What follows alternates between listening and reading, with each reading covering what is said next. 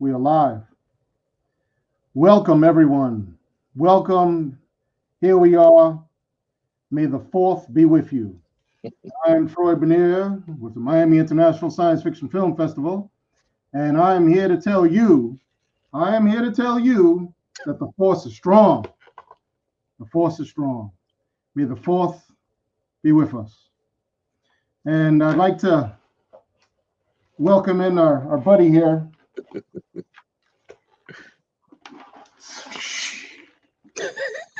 How you doing, Dane? Dane Elliott-Lewis joining us. What's going on, Troy? I'm doing good. Thanks for having me. I just came back from a serious routine on an AT-AT. We had some rebel skirmishes going on this afternoon. Where are you patrolling? What's that? Where were you patrolling? In the Everglades. Okay. Over there is the 501st. Some awesome bunch of guys. Nice. Yeah, man. You got to ride with them. They're real good, and get your gear together. It's not just hunting gators, Not just hunting gators. Yeah, I do need to get my gear together, obviously. Yeah. So somebody is watching us. Hey, we got a viewer. Jamie's watching us. How you doing, Jamie? Hey, Jamie. Feel free to comment. Today we're going to be talking about a bunch of things here. May the 4th be with us. And of course, the Death Star is one of my hot topics. I'm a huge fan of the Death Star. And in fact, let me just, I don't know if I can do this here. Let's see. Share screen. Application window, photo. Yeah. Nice. Yeah, it's one of my favorite scenes there. We all remember this film, right? Anybody here looking? If anybody out there is watching, please chime in if you know what scene this one is from. This photo. Any takers? Going once, going twice. I'll tell you one thing. Wearing this uniform, it's a very, very hot uniform. I could not be wearing this through at least half the show. It's very high uniform. I could imagine the folks who wore this, especially in the first trilogy, how hot they were on set wearing these things, because you have to wear it's sort of like a bodysuit that you're wearing underneath your armor. Yeah. So if it's not, of course, today we got these awesome self-drying fabrics and so forth that are really cool. I got you. Yeah. So Jamie said she's puffy and red. Yeah, Jamie was supposed to join us. Jamie was supposed to join us, and she didn't join us. She wasn't able to because she has a really bad allergy. Oh, okay. She's all puffy and red. So, well, Jamie, just realize that this is science fiction, so we're not going to judge you on your puffiness or redness. Sounds very considerate. Come on. Anyway, so getting back to our photo here. This is from Rogue One. What is it like that's happening there? What's going on? Is that a question to me, or is that a question to the audience? And then we'll answer it. Okay. By the way, we are simultaneously broadcasting on our Facebook Live channel.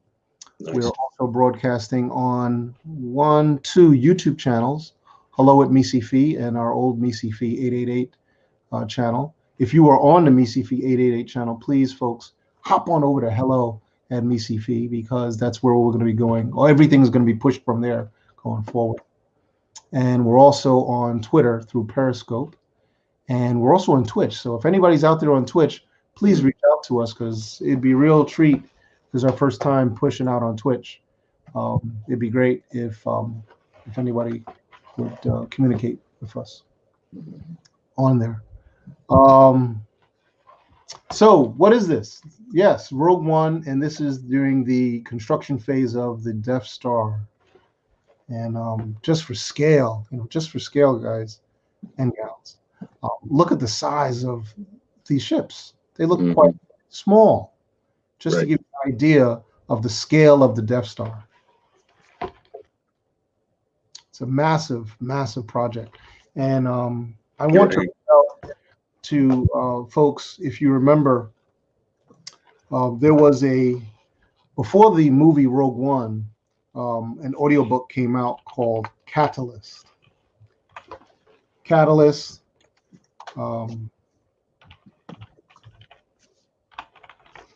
And if anybody here has read Catalyst, if you read that audiobook, if you read the book or listened to the audiobook, I want folks to please reach out, because I would like to discuss a small amount about the Death Star in the context of Catalyst. I think it was a great prelude to the beginnings of Rogue One. It gives you not just one, but it gives you a very deep perspective, a very deep story that drags on for, I don't want to say drags, doesn't drag at all. It's quite entertaining, but it goes on for about 20 years, about the construction of the Death Star and all the things that went into it prior to it really being the Death Star. Oh, we have a little note here. That's, of course, I forgot. Do you have the same functionality, Dane? Can you push any of those buttons on your right side? No. No? Oh, man. I think I really need to learn how to use these apps.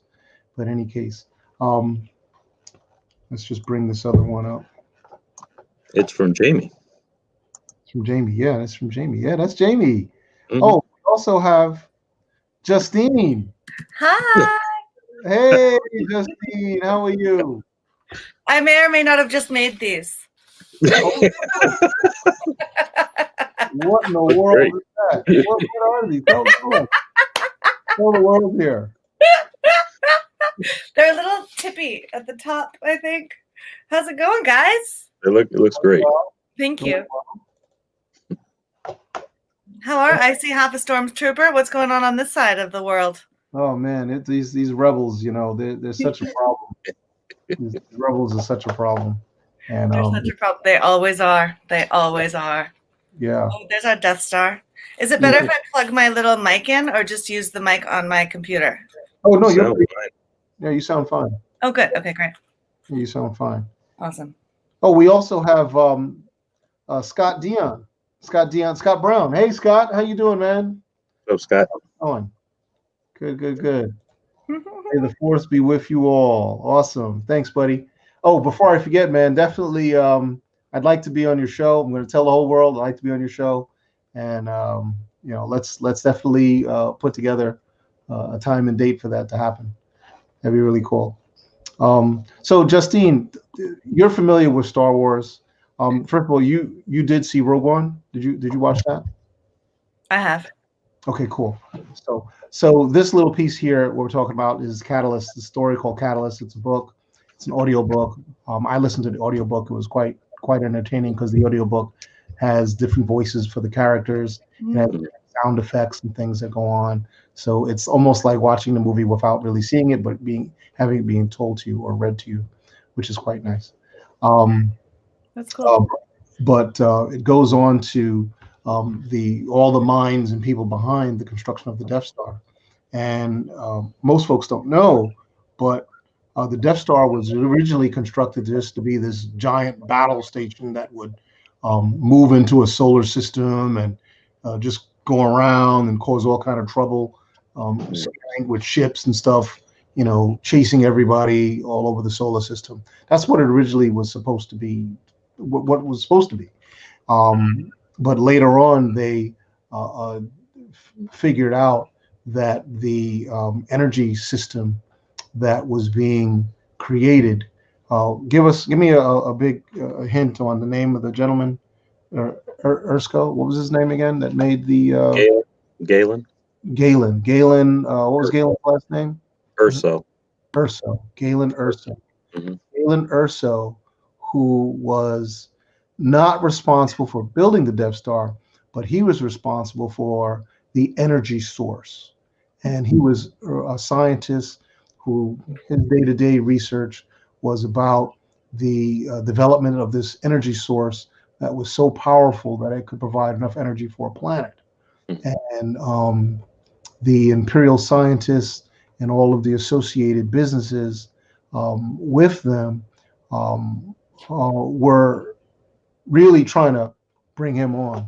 And let me, before I make a fool out of myself here, Miami Rogue One. I want to make sure I get all the names right here, because it would be embarrassing if. I'd hate to make a fool out of myself as well. Yeah, my I have God. notes over here. Um, Orson Krennic. You trying to remember Orson Krennic? yeah, we're about to get to Orson Krennic. Okay. But Galen and Orson were friends for a long time. They were friends. Mhm. They were friends because they went, and I may be overstepping a little bit, but they went. They were, because Orson was a scientist as well. Krennic was a scientist, and Galen and him were always crossing each other's path to some extent. And I can't go into a whole lot of detail because I don't know all of the details of it. I think Catalyst touches quite a bit of this in the early days, but Galen and his wife, they actually were running away from which is where Rogue One kind of starts off. They were running away. They were hiding from the Empire. They weren't even called the Empire back then, but they were actually they were called the Empire back then. I'm sorry, they were called. And the movie or the book? The book takes place After the fall of the Republic, right? Yeah, after the fall of the Republic. And it's 20. So this is 20 years. 20 years before Episode 4. Right. That's when it starts. Let's say 20. It could be 30. Could be 30.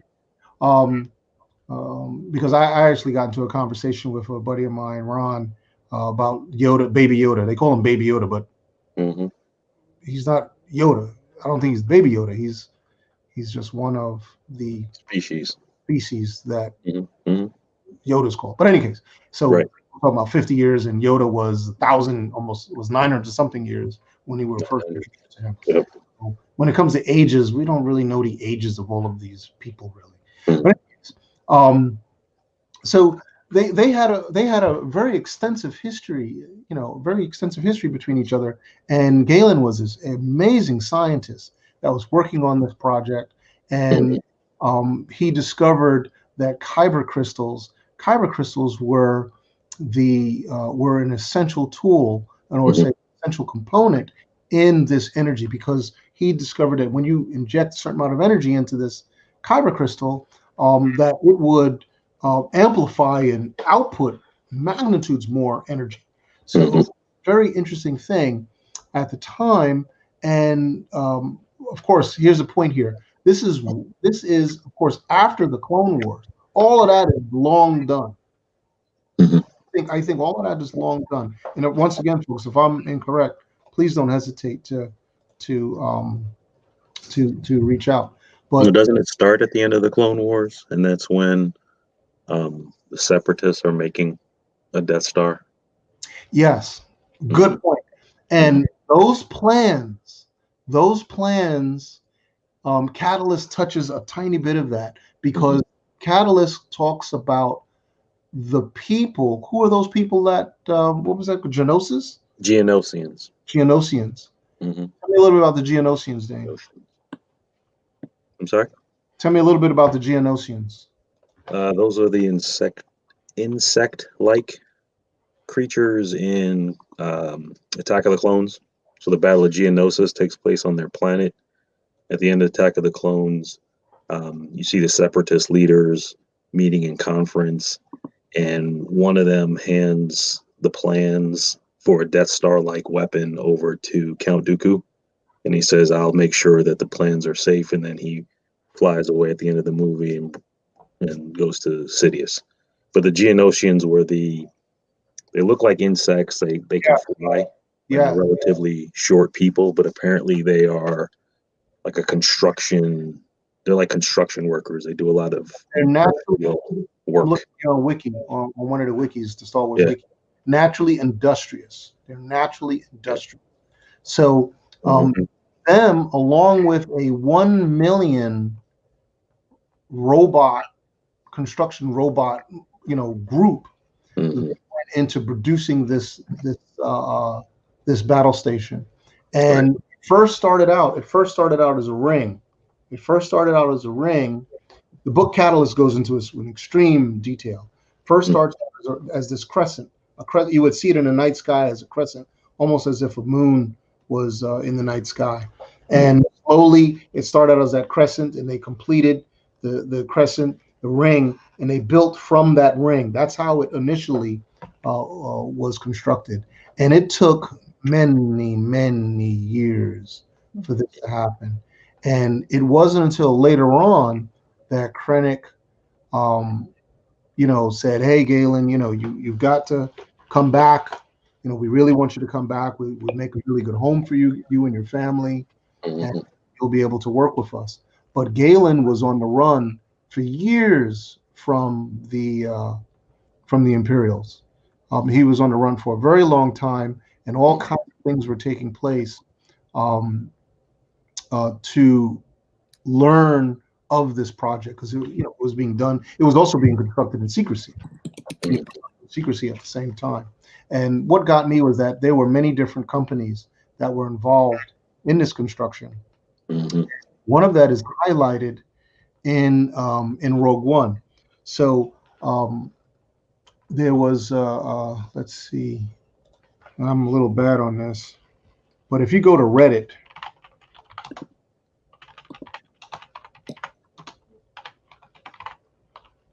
construction.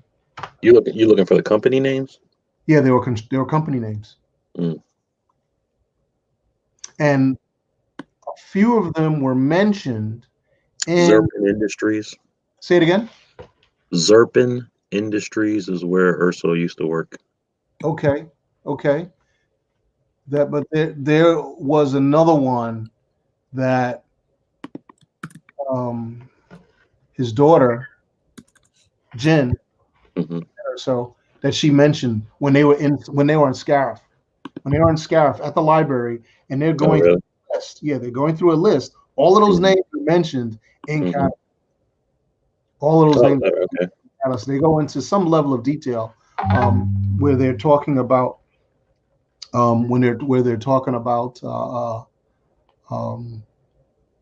the different factions that went into building the subsystems, all the different subsystems that were installed inside the Death Star.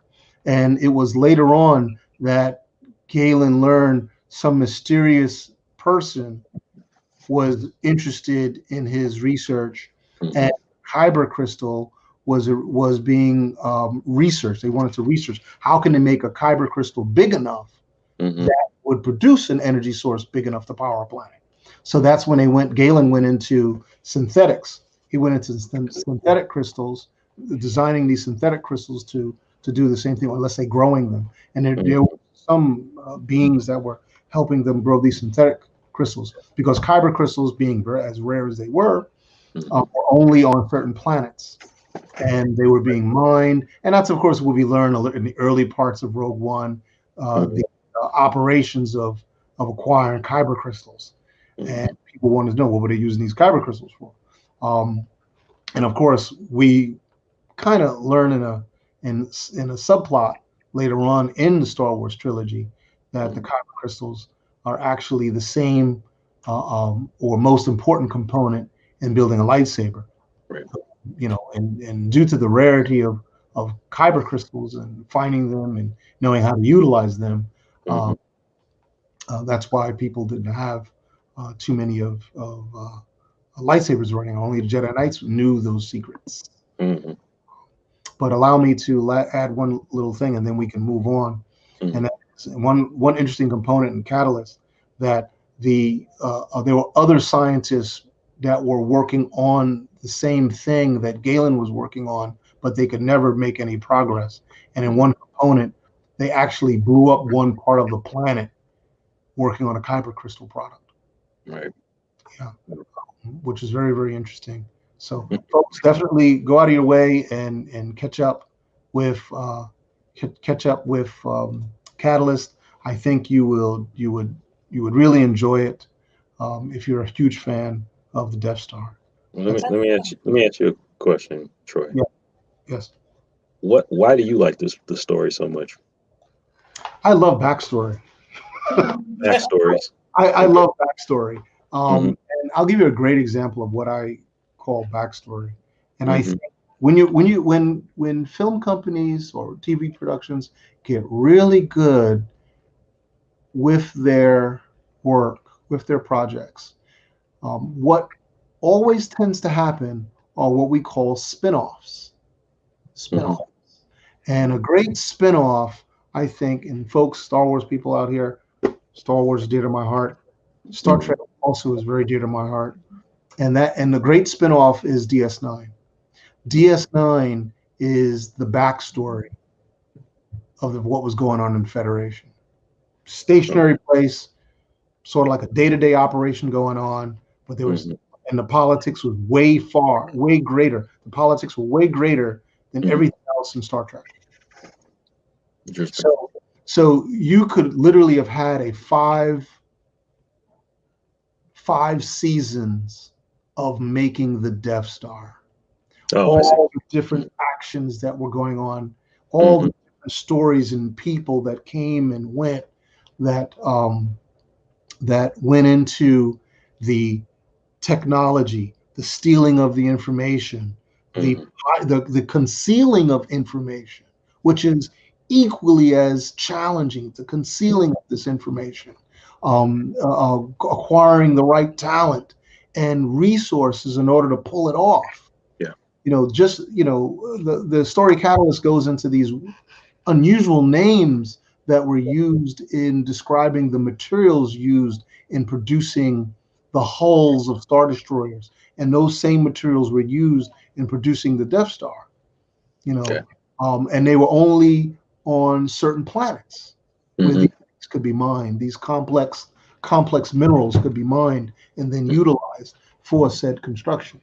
So for me, those stories are quite exciting because they get that's where you get to be a very technical, and the character development just if you have this arc of character development storyline that to me is just very interesting. The Expanse does it very well.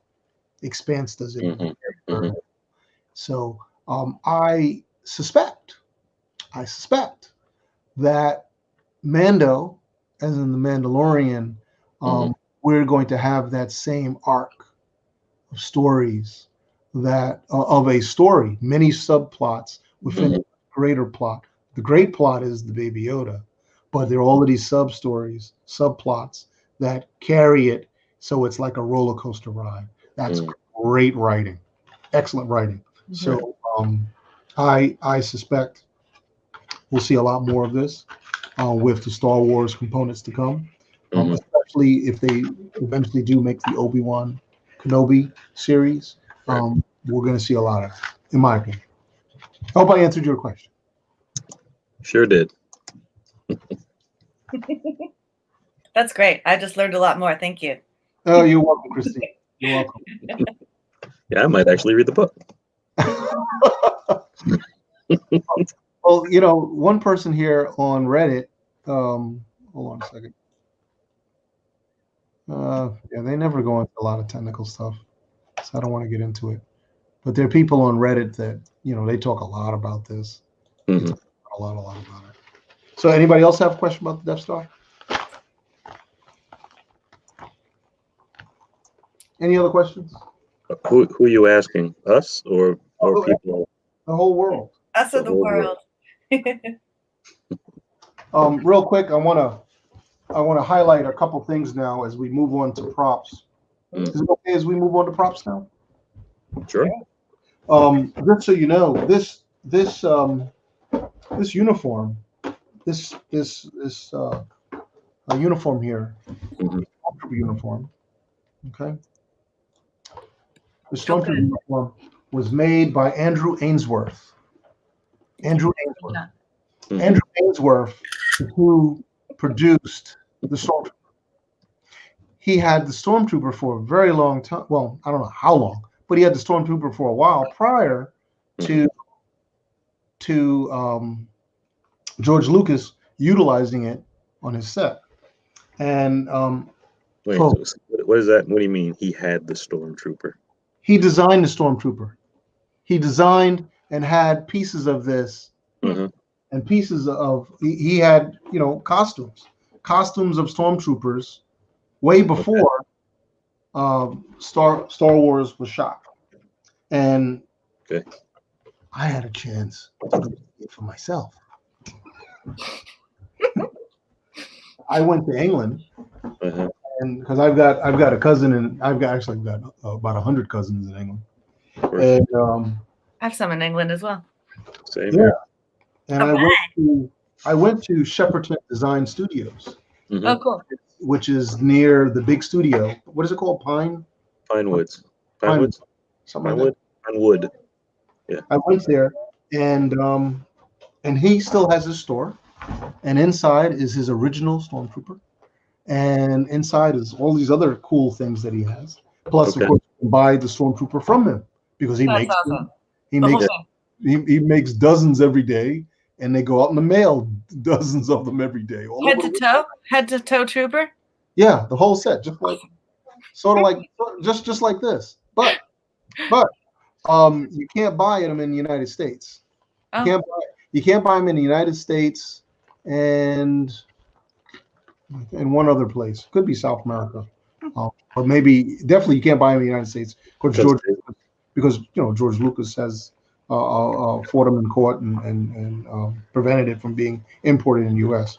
However, the licensing of the Stormtrooper to be purchased in the U.S. is from Anovos. Yes, I've seen that site.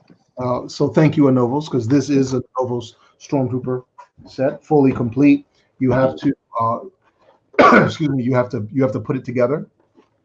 Okay, you have to put this thing together, and the kit, it comes as a kit, and it's very expensive. But if you're a big time collector, then yeah, you'll definitely enjoy this. How's the visibility out of that helmet? Say it again. How is the visibility out of that helmet? It's not easy at all. What? Sound good. The visibility is not good. In fact, to put it on, you have to put it on sideways. Try it on, yes. Yeah, put it on sideways like that. Okay. And yeah, I can see you. But but this is tinted, so you can't see me. Right. But I can see you, and you actually have to install some fans inside. Ideally, you install a fan or two to blow some cool air. Yeah. Otherwise, it will get very, very hot and steamy inside. Now, quick, reenact your favorite scene from a Stormtrooper moment. Say it again, Justine. Reenact your favorite moment from a Stormtrooper, any Stormtrooper scene. Quick, go. Say something. How about these aren't the droids we're looking for? Yes. Move along. These aren't the droids we're looking for. Move along. Beautiful. These are not the droids we're looking for, man. These droids look like robots. Well done. Bravo. Thank you. So, very convincing. Of course, I have to. Oh, ah. You got to be careful not to turn your head. But you don't want to twist your neck off. But of course, this takes a very long time to put together, and I was very, very fortunate. Some folks I know, it was Kimberly and Doug and her husband Doug. I'm sorry, Nick. Her husband Nick. Kimberly Douglas and her husband Nick. They actually put the suit together for me. Nice. And he's a prop maker, prop designer. Really, really good with all of that. And I guess they took it for about a week, and came back and showed me photos of it on. So I'm eternally grateful for that, because I probably could not have put it together in the time that I would have had. Yeah, you wearing the wrist part, Troy. You have the forearm on. Okay. Nice. And how's that? It's not strapped on properly. Here's another hint. It takes two people to put this thing on. Wow. You could probably do it yourself if you do it enough times. You probably could do it yourself. I'm sure guys that know how to do that themselves, but it is not easy putting this thing on. No. Wow. No. You can't sit in it. At least I can't sit in it. So no, it's not easy. Not easy at all. So much for hanging out in my man cave. Yeah. I aspire to own one. And to hang out in your man cave with it. I'm down with that. That makes sense. Except I can't sit. So, and going to standing man cave only. Yeah. Standing. You gonna show us your blaster? Yeah. The blaster. So what we have here, when I was at Shepperton,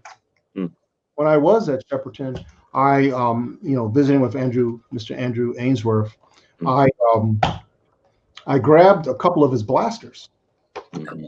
This is awesome. Yeah, this is his blaster. This is a 3D component because the original would be very expensive. It would be very, very expensive and probably illegal to bring into the U.S. Probably illegal to bring into the U.S. Yeah. So this is it's a 3D manufacturer. Got it for a really good price. Actually, I bought two because might as well buy two of them. That was made 3D printing. Say it again. That was 3D printed. The whole thing. That's awesome.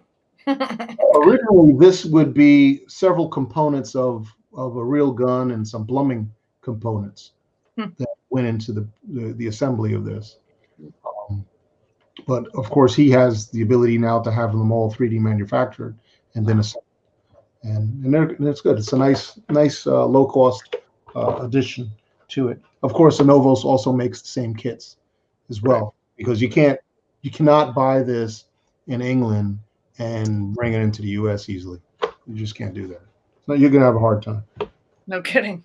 I would imagine. I would hope so as well. So, well, anyway, but so yeah, it's pretty neat. I'm real thrilled with my kit. So, Justine, what are some of your favorite episodes? Oh, well, let's see. My favorite episodes. Well, like I said to you in my in our email chat or Instagram chat, I mean, I'm just such a fan of the OG Star Wars, the campiness from back in the day. I grew up on it. Yoda was my favorite. I'm really loving The Mandalorian. I just watched some of that again, and I think it might be one of the sexiest of the Star Wars franchise rollouts that I've seen. What do you guys think about that? Dane? So I also love The Mandalorian. I love that it's just, it's not necessarily all Jedi, but it is kind of just backwater. This is what's going on in this universe. It's kind of another reason why I like Rogue One, which is it's just the common folks. But specifically The Mandalorian, I love the fact that we're learning about what happened after Episode 6, and through the shock trooper. I forget her name. Oh yeah, Kara. Is it Kara? I wrote it down. She's talking about what it was like to subjugate these imperial warlords that sprung up after the fall of the Empire. So I like the story. I think anything Mandalorian related is awesome. But I like how they're kind of still telling us what happened after, which was one of my favorites is Return of the Jedi. That wrapped up the whole saga perfectly for me when I was a kid. So huge fan. Nice. I haven't seen like every Star Wars ever made, but I've seen the majority of them. And I having loved them so much as a child, the first 3 that were made, and then sort of experiencing them over time, some of them really kind of did it for me, and others I was like, nah, but then Mandalorian comes along and I'm like, yeah, this feels like my authentic childhood, like this it's reminiscent of it, and it has that nostalgia feeling, and I just got in it right away. Yeah. As an audience member, as a fan, Yeah. So I appreciate that. I appreciate that storytelling, Jon Favreau, and as creator and writer, and the directors he brought on board, I thought did a really good job. Yeah, I agree. I was very impressed with The Mandalorian. I thought they did a very, very, very good job with this. It's, to me, it's once again backstory told in its finest form. Because you're having all of these. We're very familiar with the Star Wars universe, but we are looking at characters that at best were just very small footnotes in the backstory, okay, in the storyline of A New Hope, Empire Strikes Back, Return of the Jedi, and you see that in some of the episodes where when he went to Tatooine, right? When he went to Tatooine and he ended up at a bar, one of the robots that was with Jabba the Hutt is working behind the bar. One of the droids working at the bar. The droid given that told R2, "You're going to be on the Master's slave sailboat." Or slave. Is that him? Yeah. That one was on at the bar, and there was some exchange between them. I thought that was very amazing. When they went to Tatooine, I can imagine the Star Wars fans, probably the diehard fans, were crying. Definitely had I freaked out, man. And the scene with the Jawas. I was just gonna say that. Totally. Jawas had their day. Yeah. Yes, they did at last. Yeah. Seeing inside a sand crawler was really cool.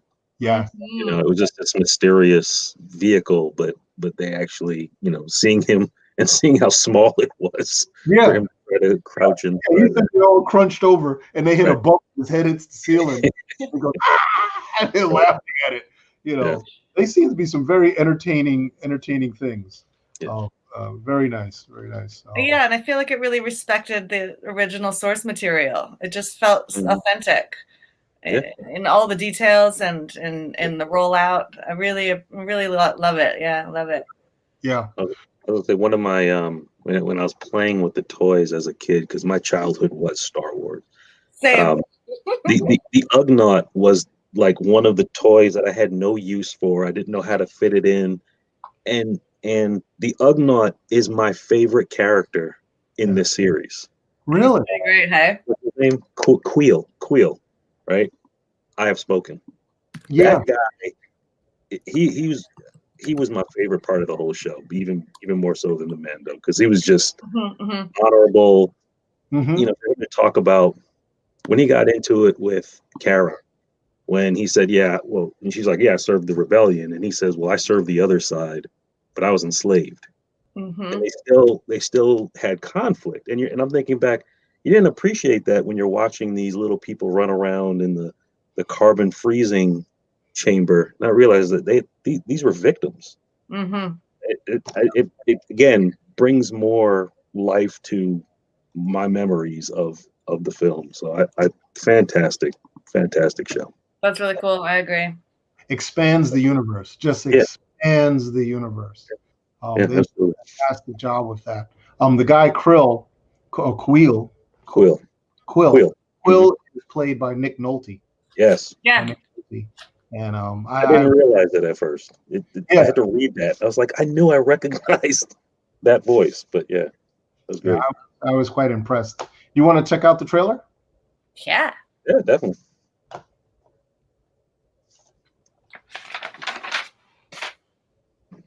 We had a problem with the audio before. Do you remember? You're asking me?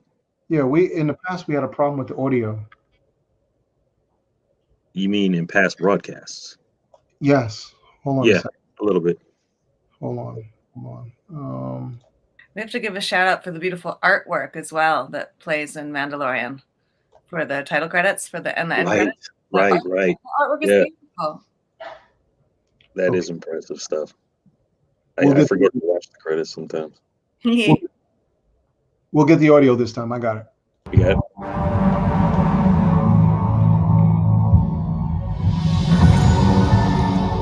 Is the world more peaceful since the revolution?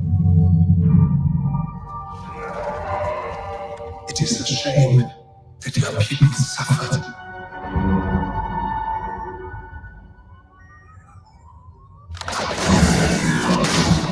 That's episode 2. But bounty hunting is a complicated profession.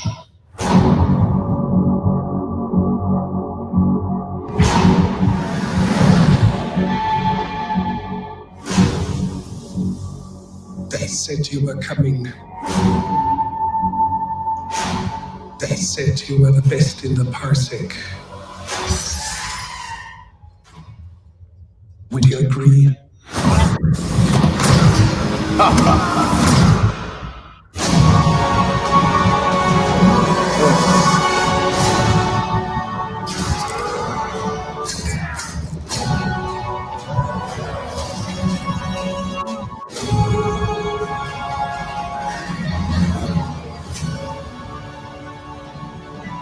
Mandalorian, look outside. They are waiting for you.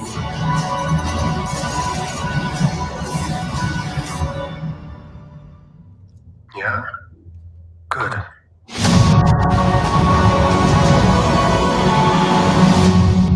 Wow. Mm-hmm. There you have it. You know, whoever cast this needs an award. Mm-hmm. Casting was par none, man. It was Werner Herzog. Come on. yeah, Right. Werner. He was very, very good. Very, very good. So, are you a fan of his work in life, his documentaries and his filmmaking? I have not seen much of his stuff, but Oh man, you have to. It's so funny. Like when I follow him on Twitter, and by the way, you should follow him on Twitter because he's the best thing on Twitter. Oh, he goes by Twertzog at Werner Twertzog. He's amazing. He's so funny and dark and funny. Okay. But so he makes these award-winning, incredible documentary films. And which one do we know? I'm looking at. He's also the voice on. He narrated this trailer. Yeah. Yeah, he's also the voice in Jack Reacher or. Oh, is that right? I don't. You see, you got me there. I don't know. You know, he's got, of course, the guy's got an amazing history. 73 director's credits. 73. Totally, he's incredible. And so when he entered this Star Wars universe, I was just like, my brain did a whole like, what's happening here? These worlds are coming together in the strangest way. It's so great. Are you talking about Meeting Gorbachev? Yeah. Well, that's one of his. Yeah. I just most recently watched Grizzly Man. I mean, his filmography is decades long. Yeah, I'm Go ahead and follow him on Twitter. He's an absolute delight. He's got 20 years worth of docs. Yeah, he sure does. 20 years worth of docs. He's a master. Okay. And commander. I'm bad. Baby Yoda ears for him. Did I hear a Master and Commander reference? Yeah, I said that. That's another great film, by the way. Oh yeah, right. And soundtrack, yeah. Yes. Cool. Yes. Also, let's not forget. What's his name? He came out at the end scene, Dane, with Giancarlo. Moff Gideon. Yes, Giancarlo. Giancarlo. He's Italian, right? He's Italian. Italian guy. Giancarlo. He's Italian, yeah. Yeah, Giancarlo, who's Italian, who's from She's Gotta Have It. Yeah, She's Gotta Have It. Spike. He's a popular Spike Lee character. Oh yeah. What's the Breaking Bad? Breaking Bad. Yeah, he had a heck of a role in Breaking Bad. Mm-hmm. Giancarlo Esposito. Yeah. Esposito. Yes, he's I've been corrected. Say it again. I've been corrected by some of my coworkers. It's Esposito. Esposito. That's the Italian pronunciation, not Esposito. That's right. It's the Spanish pronunciation. That's right. Esposito. Esposito. Actually, he was born in Denmark. He was born. Really? Yeah, he was born in Copenhagen. Mm. But yeah, he's in the top 500 right now, and he's winning like crazy. Oh my goodness, he's got 11 wins and 15 nominations. Doing well. That's awesome. Yeah, he made a heck of a villain. One of the best villains I think it was when he brought out that what was that sword? What was it called? The dark saber. It was a dark saber. He came out of the TIE fighter. He actually cut through the TIE fighter bulkhead to escape from it after it crashed. Yeah. Wow. Also, one other thing I wanted to highlight about Mandalorian, what I call these little screen gems that they put in, was the Tusken Raiders. Remember the Tusken Raiders? Yes, right. He said, there's Tusken Raiders down there. He's like, well, why don't you ask them yourself? And they were standing right next to him. I was like, oh my goodness. It's absolutely out of this world. And then they were using some form of sign language to communicate. That's right. I just shook my head, man. And the last thing I'll say about the characters is Carl Weathers. Weathers, meaning the boss. Mm-hmm. I thought he was good. I was really happy they didn't kill him. I was like, okay, now you've got some good story writing, because I'm sick and tired of really good characters being wiped out in the beginning, like in the Star Trek Discovery, the captain of the Shenzhou, I think. She died in the first or second episode. How are you gonna have these wonderful characters and wipe them out so early on? Of course they bring them back as alternate identities, but come on. So yeah. So hey, do you remember the holiday special fiasco? The Star Wars holiday special from 78. And what happened? So 1978, right after Star Wars, like ABC, one of the local stations put out this holiday special. Okay. And it has Mark Hamill, Carrie Fisher, Chewbacca, and it was, but it also had like 1970s stars. It's like a series of Star Wars themed vignettes and goofs and jokes, and they have it's like Chewbacca's going back to his home planet, and he meets his family, and one of his family's names are like he's Chewie, so another person is Loopy, another person is Harry. They have these goofy so this show is only accessible on, I think, YouTube bootleg, because it's been hidden away as a disgrace. You're kidding. Yeah, you got the holiday special. It's like renowned for being garbage. I've never seen it. There is like a 10-minute animation of Boba Fett Yes. in the special. Okay. Yeah. So it's like a little story of Boba Fett, and I think he interacts with Luke Skywalker and R2-D2 and C-3PO. And in that animation, Boba Fett is using this rifle. And the rifle has the fork at the end, just like Mando's. Remember his rifle? Yeah. Yes. It has that strange ending with like a two prongs at the end. Yes. That's from the holiday special. You should check it out. It's because I watched the animation. It wasn't terrible, but you see that J-Tron Starcade, the holiday special. See that? Yeah. That's one of Chewie's family members. It's bad. It is bad. The Star Wars. Yeah, it is. It's an abomination. Well, look what he's wearing. Yeah. He's probably saying, "I don't know why I did it. I did it for the money." That's what he did. He did it for the money. We're gonna see the time and a sledgehammer.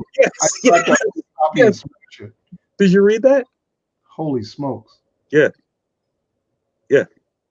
You know who's in it? Remember B. Arthur? Yeah. She's in it. She's a bartender, and she's like telling jokes and snapping at the aliens, and it's Well, now I will have to see it. You gotta see it. In it. Yeah. I saw I saw it on TV. I saw the original. Oh, cool. Yeah, when it was on TV, I definitely remember seeing this, and it was different. I was a kid. What's To the me, runtime on this thing? what? What's the runtime? Is it a feature length? Or what is was, it? Like an hour long. So it's got to be at least an hour. Yeah, it's like at least It was at least an Now hour. on my list. So I don't. What are we looking at? We're just looking at. That's this guy Starcade talking about it, Oh, okay. because these are the This clips is from it. This is direct from the special. This is a cooking show. This is like Chewie's wife or Chewie's mom watching a cooking show. That's not real. That's real. Yeah. Wow. I had no idea. Thank you for this. This is a new gift. It's not a gift. But it is.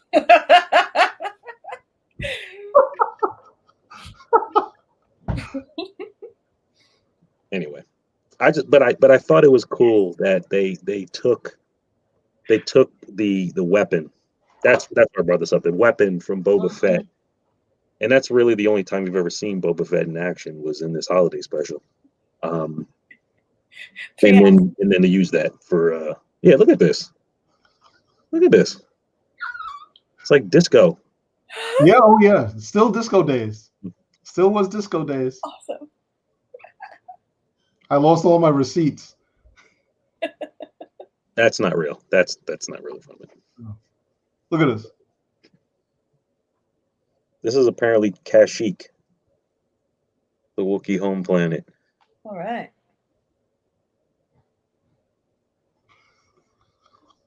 I thought that was Rodney Dangerfield for a second, but it's clearly not. Those are the uniforms. Mm-hmm. Anyway, I did not mean to derail. That was an excellent little sidetrack. Yeah. This is all part of, may the force be with you. Mm-hmm.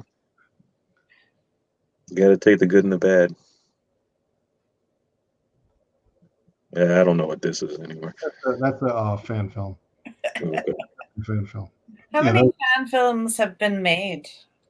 Oh my goodness. I don't know if any. I'm sure there are people who counted all of these. I'm sure there are people who can tell you exactly how many they are. But as far as Star Wars fan films, there's more Star Wars fan films than I would say all the other fan films combined. I would think so. Yeah. There's just every year new fan films coming out. But someone made an anime battle scene. And it's the anime is from the Imperial's perspective. Yes. So showing you these Imperial troops going into space combat against rebels and slaughtering rebels the whole time, and it is. You're talking about this gorgeous? Yes, that one. It is gorgeous. TIE Fighter. This is TIE Fighter remastered. Yeah. I don't know who made this. I wish they would do more. But this to me is the best fan film I've ever seen. And fortunately it's not live, but it's really nice. Disney could knock these out if they wanted to.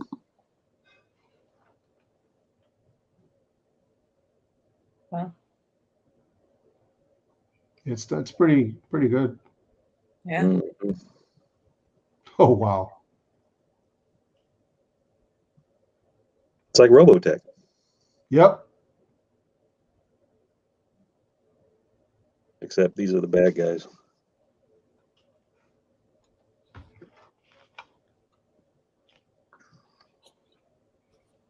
Here's my Rebel frigate.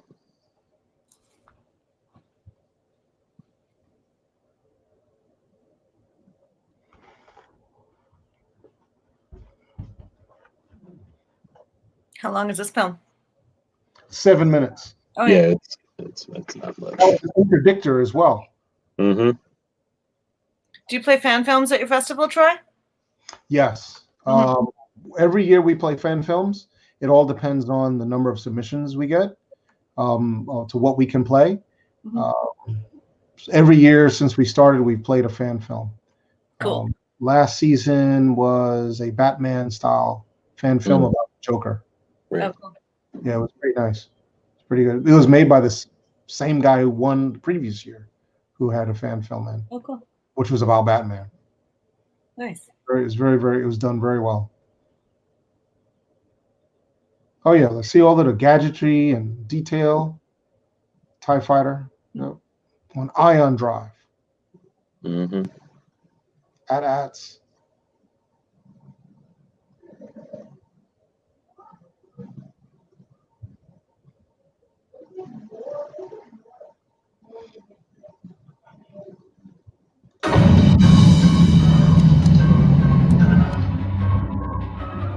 You're not getting in trouble for this, are you, Troy? Yeah.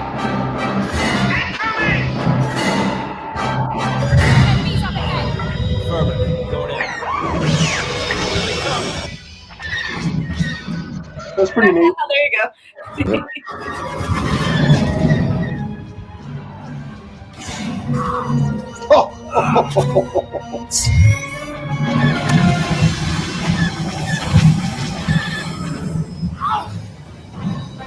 You can see the TIE bomber.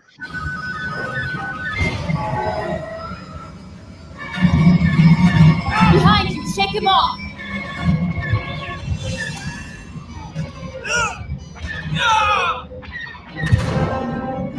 Whoops! He caught a bad one. Mm-hmm. Fantastic. So yeah, so you could see how that was done. That's really good, and I highly recommend that. I'm going to share the link because I think folks will really enjoy this. Yeah. Well worth sketching. It's got over 5 million views.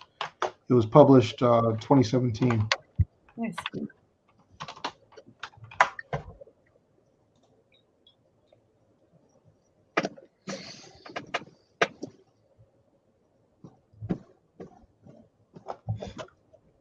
Yeah. So the prop that you're speaking about, Dane, that's a pulse rifle. The what? And it's called a pulse rifle that Boba Fett had. Okay. And one that was blowing up Jawas. the pulse rifle, I can't go into. Let's see.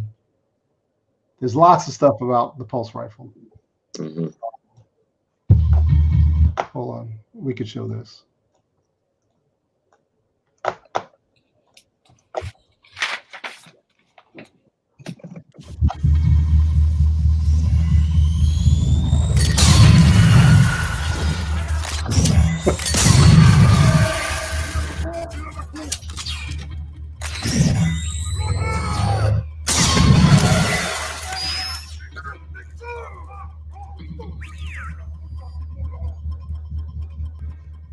That's one impressive weapon. That's one impressive weapon. Mm-hmm. Yeah, pulse rifle is it's a disintegration device, and Star Wars universe, disintegration devices are banned. Right. You know, they're killing everybody with everything else, Right. but disintegration rifles or equipment is banned. Mm-hmm. Weapons are banned. And that's what Vader said to Boba Fett. He said, "I want you to get them alive. No disintegration." Disintegrations. Oh, here we go. Someone says, Dark Sage says, I differ from most in the community. I think Disney was doomed to fail, no matter what they did. I do not hate the sequels like many others. Were mistakes made? Absolutely. Could Disney have handled things a bit better? Absolutely. Mm-hmm. But destined to fail because of how large the fan base was. And that came to us from Dark Sage. I don't know if we can put it all up there, but I think that's on Twitch. Thanks so much, Dark Sage. Thank you so much for coming to us from Twitch. We really appreciate this. So it sounds like Dark Sage is saying it's really the fans that have ruined Star Wars. Well, let's see. He says here, he goes on, people wanted the sequels a certain way depending on group you speak to. I did not mind what they did with Luke. I was not expecting Grand Master Luke of the EU, but I also did not mind Hermit Luke. However, I think if they gave the fans a bit of both, they would have been successful. So I think Dark Sage is talking about me because I wanted Grandmaster Luke. I wanted the Jedi Academy. I wanted the Republic to be everything we were reading in the 90s in books and in graphic novels. And I felt personally betrayed by what they did with Luke. I'm sure you're not alone. So you're right, Dark Sage. I would never be here with what they did. Wow. I don't want to derail the show with that. I was not happy with it.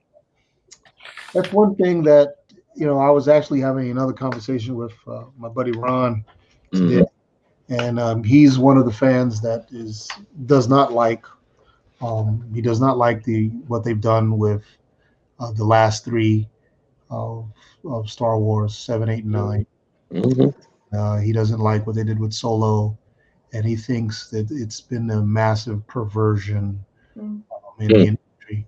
And I can understand where he's coming from, because yes, it has changed. A lot has changed.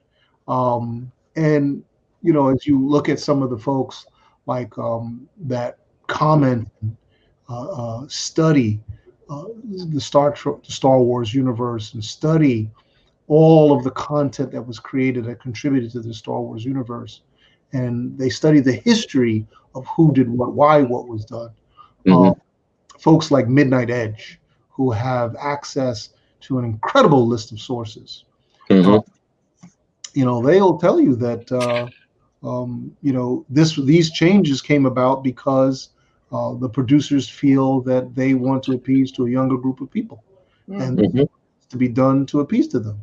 But this younger generation, they'll tell you, this younger generation is going to spend a dime on any merchandise, which is what's happening. So, it's a real tough thing. And I guess what Dark Sage is also saying is that it's best to give a little bit of both. A little bit of both. Yeah. And I think that's what Mandalorian did. Oh, totally. Mandalorian gave us both. So everybody across the spectrum, everybody's pleased. Yeah, sure.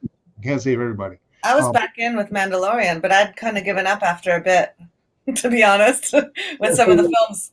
I checked out after some of the films of recent, as an OG fan, but Mandalorian brought me back in. There you go. Did you like Rogue One? What's that? Did you like Rogue One? I did. I enjoyed it. Yeah. Rogue One is a lot like. It's been a while since I've seen it, so I can't. It's all. Yeah. Some people say Rogue One was almost as good as The Empire Strikes Back. Oh. They put it up there. It's on the shelf with Empire Strikes Back. I'll say it.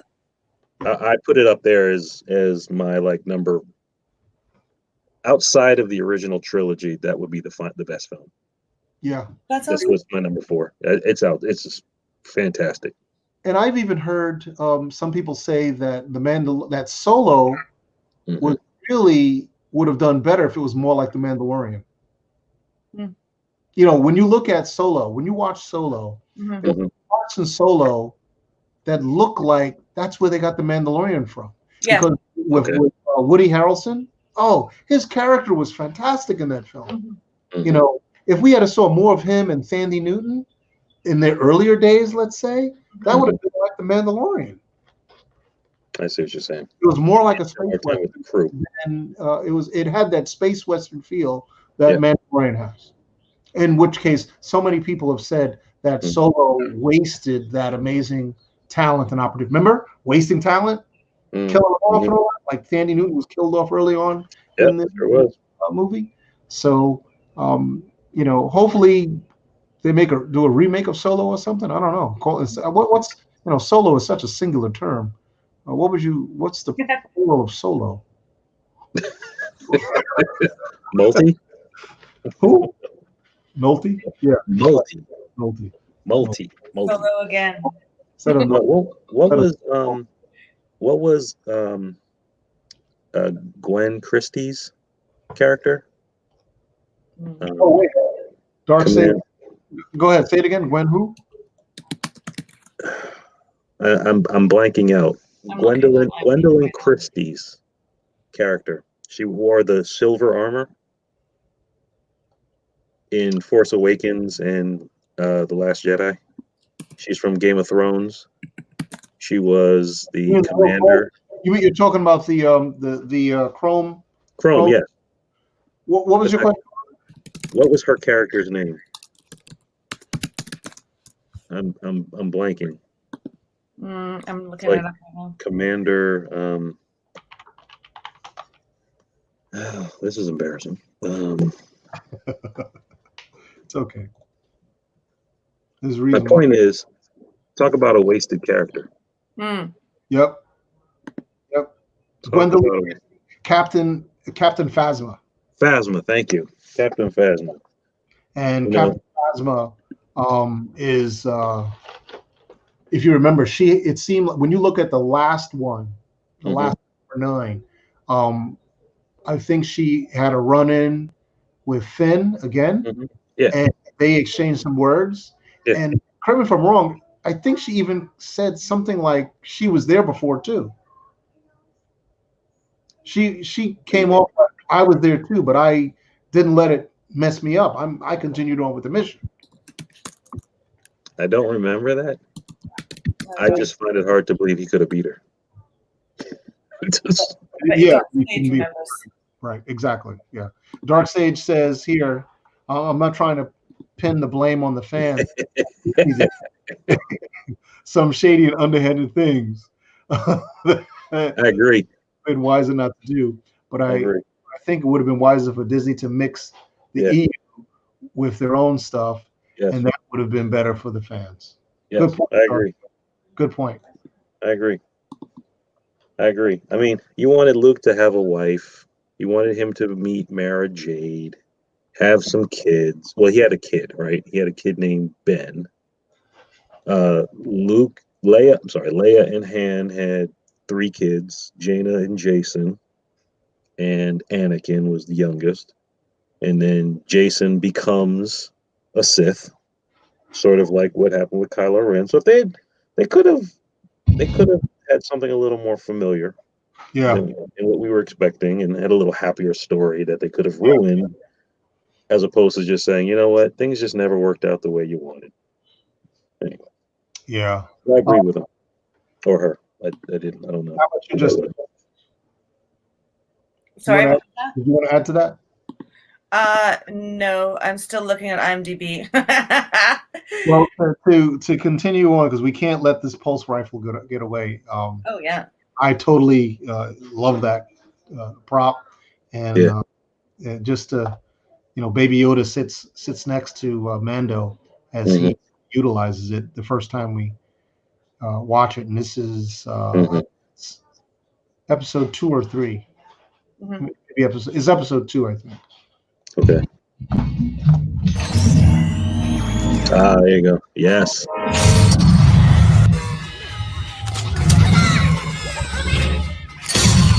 Oh, that had to sting.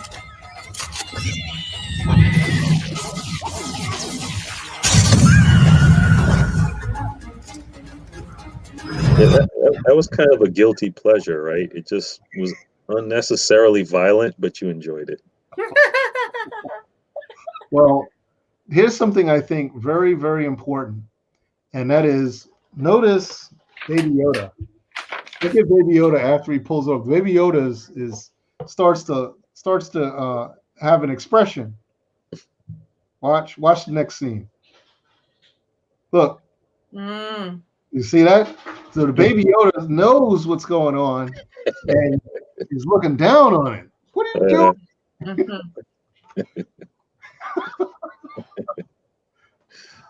I'd be real curious to know what these numbers are here.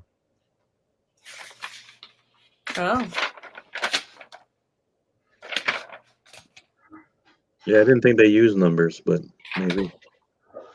Oh yeah, the numbers there, and I think Yeah. the numbers here as well. I thought they just used their own like glyphs as like Orabesh, I think is the language they call it. I never noticed numbers, but maybe I'm missing something. Yeah. So that was the pulse rifle. Mm-hmm. What are some of the other props that are of interest? Besides lightsabers, is there any other prop that is cooler than a lightsaber? Well, yeah, I know there are many different types of lightsabers. Yeah. Props or just anything? No, just anything. Yeah. You know, there are many. I love the clone trooper armor and the variety that they evolve into in episode 3. So every unit has a style that represents their general, their Jedi general. Like Yoda's team is mostly green. And then you see how these Hello to newcomers. these styles or these uniforms then evolve into the Imperial soldiers from the original trilogy. So like the biker troops from Return of the Jedi are the swamp troops supporting Yoda in episode 3, which is my favorite costume, by the way. So that's what I'll be getting when I finally buy my stormtrooper armor. I think I showed you that, Troy. It's the green biker soldier looking in camouflage gear. Yeah. From Kashyyyk, Battle of Kashyyyk, the scout trooper. Yeah, so that's my favorite. And scout troopers were in The Mandalorian. Are they? Oh yeah, of course. Yeah, biker troops. Yes, Mandalorian. Yes. Before we go to that one, I was going to show you this here. This is oh yeah, from Galactic Armory, and Nice. he makes his own. He made his own trooper gear. That's awesome. Yeah, that is. That's I love that. Turn around. Yeah, let's see the side. That guy has a little skirt. The spin trooper. Mhm. Very cool. So that's the Coruscant guard style. It's the what card? These are the soldiers assigned to Coruscant, who you see at the end of the film as the bodyguards for the Emperor when he goes to Mustafar and picks up Anakin. They're all wearing that red, and maybe they evolve into the Imperial Guard later, but that's kind of what I'm saying. Like there's this unique colors and designs by what task they performed. I like that. That's a neat outfit. Here's my biker troop. Yeah. That's neat. The faces on those ones, the helmet faces, those ones are funny to me. Funny? Yeah, they're not as badass. They look a little nerdy. I don't know. Really? Oh, wow. Is that your favorite one? That's your favorite helmet? So that's my favorite of the original trilogy. Oh, Troy, yeah? can you find the Kashyyyk trooper? I mean, Kashyyyk. Sure. But yeah, that's that would be, as a kid, that was my favorite stormtrooper. oh, cool. Because of course I dress up as an Ewok all the time, so you know. That makes sense. We're more. I'm not saying you're not cooler than me.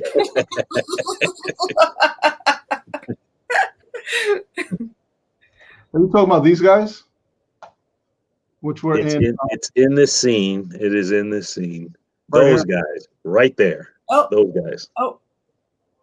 So they are wearing the helmet that Justine just that I made just fun of. ripped on. Yeah. Closer, get closer. Not these guys. The guy that's gonna no, that's not it. That's not it. There we go. That's Commander Gree. Wow. Yeah. So that's a more traditional looking clone trooper, but these guys that you're gonna see coming up next to can you pause it on the guys in the tree? Yeah, those guys.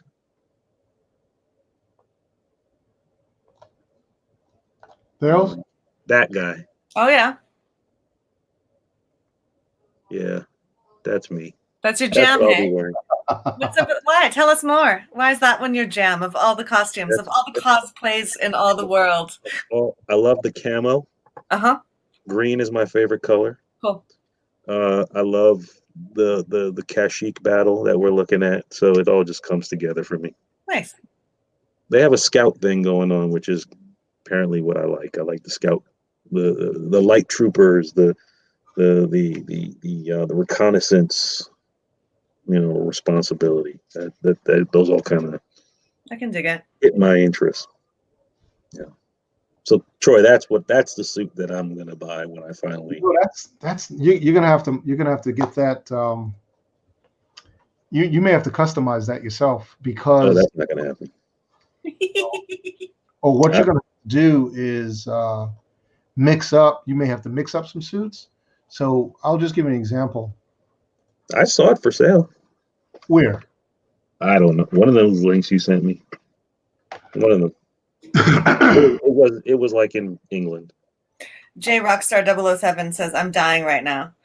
Are we that boring? I don't know if it's like dying No. because What are they you also talking love about, the Dane? outfits or what? Tell us more, J Rockstar 007. Yeah, tell us more. What's going on? You're supposed to be with us, right? That's Jaime? Yeah, that's Jaime. She disappeared. Hold on a second. Well, Dane, if you take a look at, if we just look at the gear, Star Wars gear on a Novos, have First Order Trooper, Imperial Trooper. What they'll do is they'll come up with the helmets. So they've got helmets. They start out with the helmets, and that helps them generate interest on okay, if we go for the helmets, like right here, this is Snow Trooper. This is in development.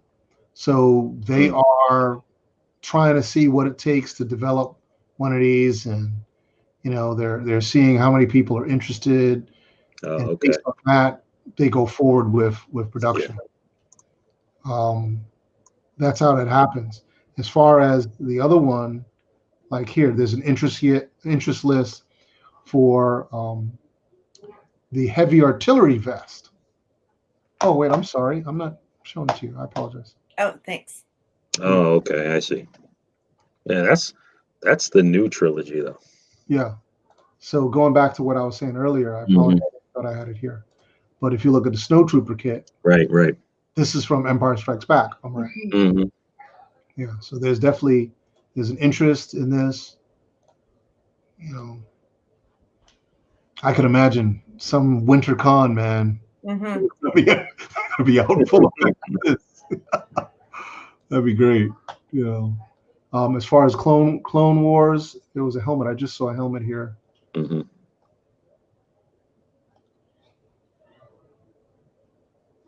Oh, this is no, those are the Death Troopers. The Death Trooper, right.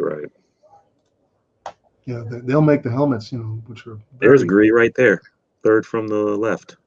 There you go. Yeah. And here you go. It's in development, which means if this is successful, they're going to make the outfit. They'll make the whole costume. I got you. If it's successful. But do note, of course, here the price. They don't have the price yet, but Mando. See the price of Mando? That's the helmet. I don't need to be first, but that's a bit much. Hold on a second. Just give an idea of what these cost. This one is out of stock. This is what I have. See what this thing costs? Wow. Okay, and that's what it gets up to. there's a price for early takers. Mm. Early taker price was $600. Cool. Oh, Okay. Gotta get it on the ground floor, people. yeah, right. Get on the mailing list. Hmm. Or you could just build your own ears. These took me 15 minutes out of construction paper and green masking tape. You're welcome. No, hey, yeah, I get it. I get it. You know, the Rebel Commando was also a favorite of mine from Return of the Jedi. So the troops that went down to the forest moon with Han Solo, that's got to be a much cheaper costume because there's no plastic or anything. So, did they have that in there, Rebel Commando? Just so the world also follows us. When you wear it, are you going commando? Well, now I will. That's a great idea.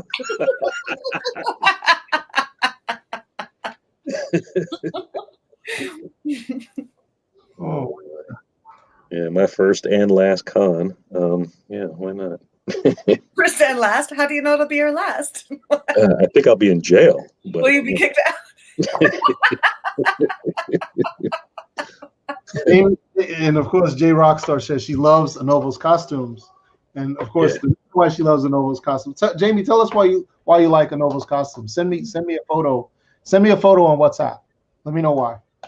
And before we get to that, here is the rebel gear, and their camo gear. Oh wow! Look at that. Mm-hmm. That's just practical for every day. Okay. Right, every day. What, shop at Costco? Yeah, see that? Oh, that looks good. Yep, looks like the Hoff helmet. Good for the Canadian wilderness. He's got his. This is not Canada. This is anyone you want to show, Jamie. I don't want to show something that you may not want to show. So send me something. What shoot? You guys did a shoot? Yeah, we did. Did you do a fashion shoot in your cosplay? Yeah, we do. We make movies and stuff like that. Yeah. I know you make movies. I didn't know you did a photo shoot recently. That's awesome. Oh no, this was a couple years ago. Okay. She's hold on. She's gonna get it. But here, check out the Bluetooth. Look at that. Look at that. Yeah. It's got his hot Java there. I love. They got the World War II style helmets. They got the inspiration is there. They got the Justine, that was on Mauritius, that island in India, Mauritius. Oh yeah, I wasn't suggesting that. The scene was in Canada. I'm just saying those outfits are also good for the Canadian wilderness. There they go. There, my guys. Those are the old ones. Can you get back to that? Can you pause that? Yeah. The scene right there. Oh. You see that trooper with the gray beard? Yeah. To the right. They say that's the guy from the Clone Wars. Oh. Rex, the clone commander assigned to Anakin. Well, now maybe that's those of us who are not canon but are wishfully thinking that's supposed to be him. That's cool. He'd be in his 50s or so, age wise after. Yeah. Wow. That's awesome. But that's the clone. That's the commando costume I'm talking about. Yeah.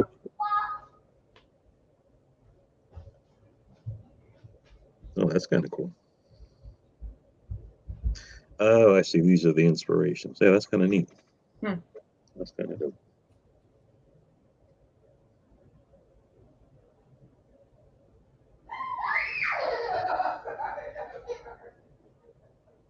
Yeah. Oh, wow. Yeah.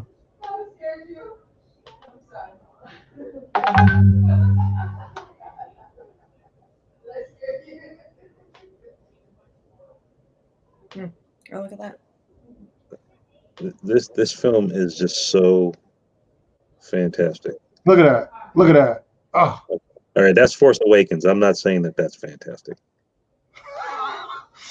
Well, I love the way they. Be clear, that's not what I'm saying. It's not what that you're jumping films on. I do not have feelings for that film like that. The outfit. The outfit's cool. Understood. Point taken. I just love this. That bass. Yeah, the way they did that. You know, I just love the scenes. You know, the stuff that would go into backstory. Hmm. That's Biggs, right? That's Biggs, Darklighter. Oh. How did I get to Armageddon? He's I was just watching that movie. He's running out of things to say. Yeah, but you see they use the film, they use the unused film of the actors from Star Wars in the battle scene in Rogue One. The like gold leader Yeah, and red leader. yeah. They use like the footage from the 70s because you had the same units that would be used in the end of A New Hope. I thought that was brilliant. Hey, look at That's Jaime. there. Oh, this is from the shoot. Beautiful. We did a shoot. That was the crew. We had a crew assemble. This was in the Everglades, and basically it was a crew on another planet, and they were at a installation that they were trying to reconfigure to get it operational again for this wetland. Cool. Is this a film you're making? No. It's a photo shoot. A photo shoot. Okay. Just to know, there's some video clip and there's photography. That's awesome. It's really beautiful. Look at this. Star Wars and Star Trek coexisting. Uh-oh. Are we now? Jamie put it in there. She did Is that. the universe going to explode? I know. It's Jamie's fault. She did it. She did it. I think she's sending me something else. Yeah. Cool. Hold on a second. And then everyone's favorite rebel, Porkins. Oh yeah. Yeah, that was the whole crew Beautiful. that I assembled. That's Got cool. everybody in there, and it was cool. Yeah, that is cool. Very, very cool. Nice. And those are Novo's costumes? They do Star Trek? Oh yeah, every one of these are Novos costumes. Nice. Yes, everyone is in a Novos costume. Yep. This one. Yep, all of them are Novos. Cool. Very cool. Matter of fact, wait a second. This one, this is not a Novos. Wait, no, yes, it is. I think it is a Novos because I do have one of these. That's the one that I wear. But he's relatively short. I don't know if that may not be in a Novos costume. So you guys generally do the old Star Trek when you do fan films? Like the 60s era Star Trek? Yes, that's what I have costumes. I have those. I have 9 costumes. Oh, cool. 9 Star Trek costumes? Yeah, like these. Yeah. That's gorgeous. I love that photo. Oh, it is. She got how many likes did you get on this one, J Rockstar? She got a lot of likes on her Instagram when she posted this one. Nice. Yeah. I can tell. Yeah, she was really excited about it. There was one more she wanted me to share. Oh, wow. Mm-hmm. So this I love is it. Moody. that's a geologic tricorder as well, and behind her is those are all wetlands that stretch on. Those stretch on for at least 20 miles. That's beautiful. Northwest. Yeah. Did you make the tricorder or is that purchased as well? Oh, that's purchased. That's a fan prop. That's a fan prop. Mm-hmm. Jamie, you're getting us off our Jack. Suddenly, this is Star Trek. you know what kind of rap I'm going to get from that? So 13,913 likes. Ow! Oh, wow. Wow. we're going to have to get her in another costume. In which costume? We're going to have to get her in another one. In a Star Wars. Matter of fact, Jamie, would you like to wear the Stormtrooper armor? Mm. We'll put you in Stormtrooper armor. How'd you like that? We're going to, for next season, season 8, we'll put her in Stormtrooper armor. She'd look You great. talking about the film Spacesuit. festival? What's that? You talking about the film festival? You said season 8. That's the film festival. The film festival, yeah. Okay. Will it be the 8th one? Nicely done. Yeah, 8th year 8. Yep. Great. That's of course if we can have it. You know, we don't know what's going to happen next year. We don't know anything. Yeah.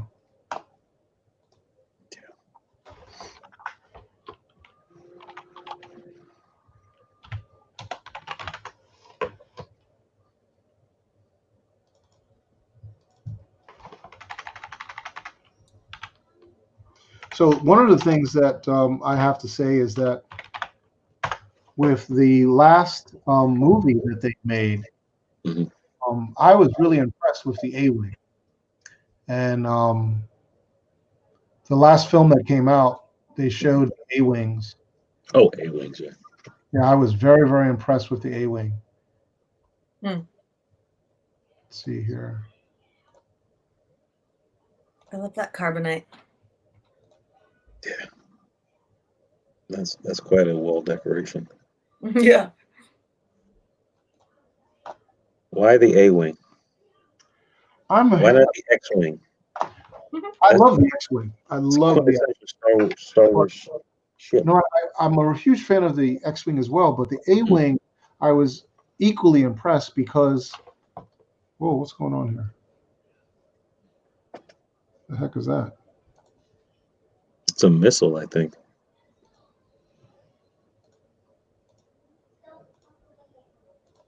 I was a huge fan of the A-Wing because it's a smaller, more agile craft. Mm-hmm. And, you know, it's a different designer, but the thing about it is that it's a small and agile craft that has the ability to go up against a TIE fighter so well. You know, so it was this new craft brought on the scene that was able to deliver a pretty strong firepower size and had the maneuverability to just wipe out the TIE fighters. So they just couldn't get enough of them, because if they had probably plenty of them, they would just overwhelm the TIE fighters. TIE fighters, you know, just ion drive, real small craft, real easy for the Empire to get 10 for 1 X-Wing. And this was the countermeasure to the TIE fighters and TIE interceptors. Yeah. Yeah. So if they could, you know, I could just imagine another spinoff or a backstory which shows how the A-Wing could actually dominate any of the TIE fighters. I don't know if that could be the case, but it would be interesting to see. Jaime really wants to be that stormtrooper. Well, we can make it happen. We're going to make it happen. We'll make it happen. No doubt. Yeah. Some of the other ones.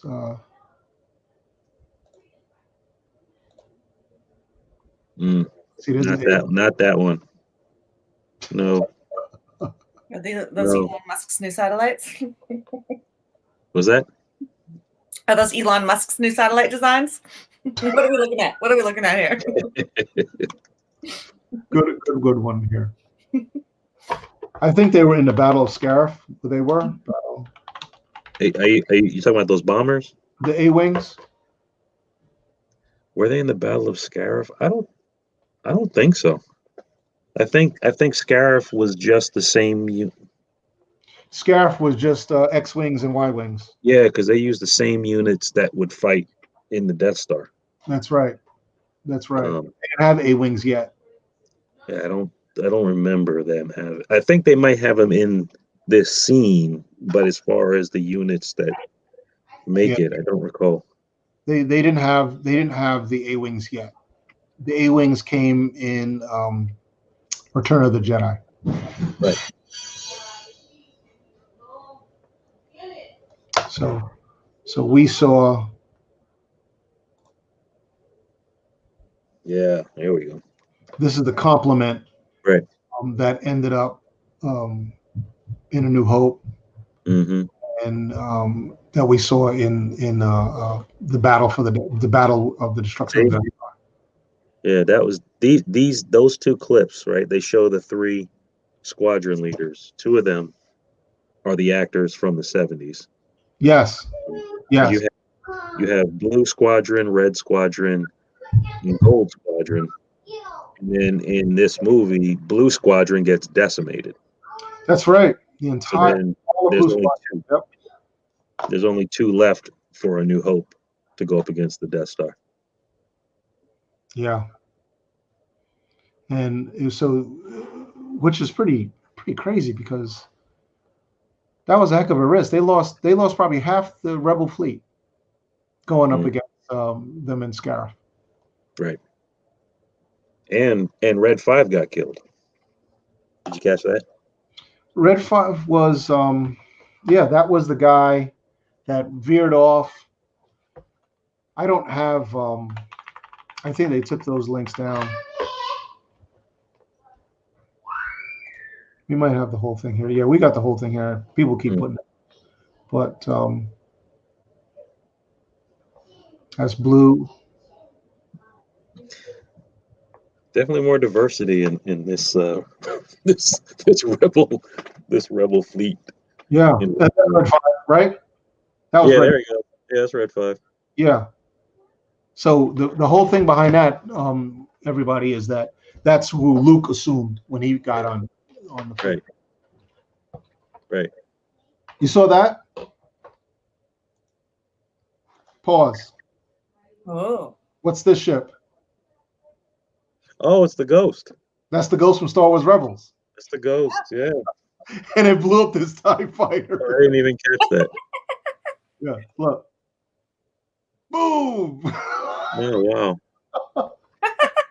People in the theater were just going, there was all this. Wow. And people going crazy in the theaters over this, this melee. There's the Y-Wing coming in. Mhm. Did she make it? I don't think she made it. I would assume not, because we don't see her in A New Hope, that's for sure.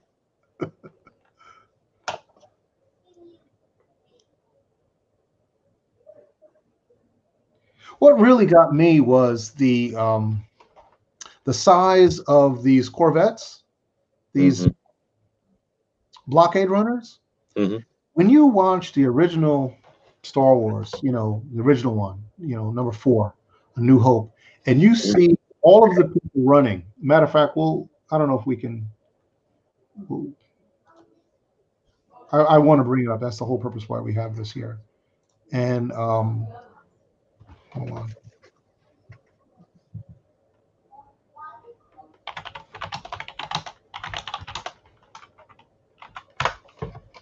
Final scene with Vader.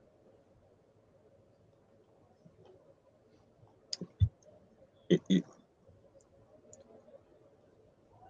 probably not going to show it.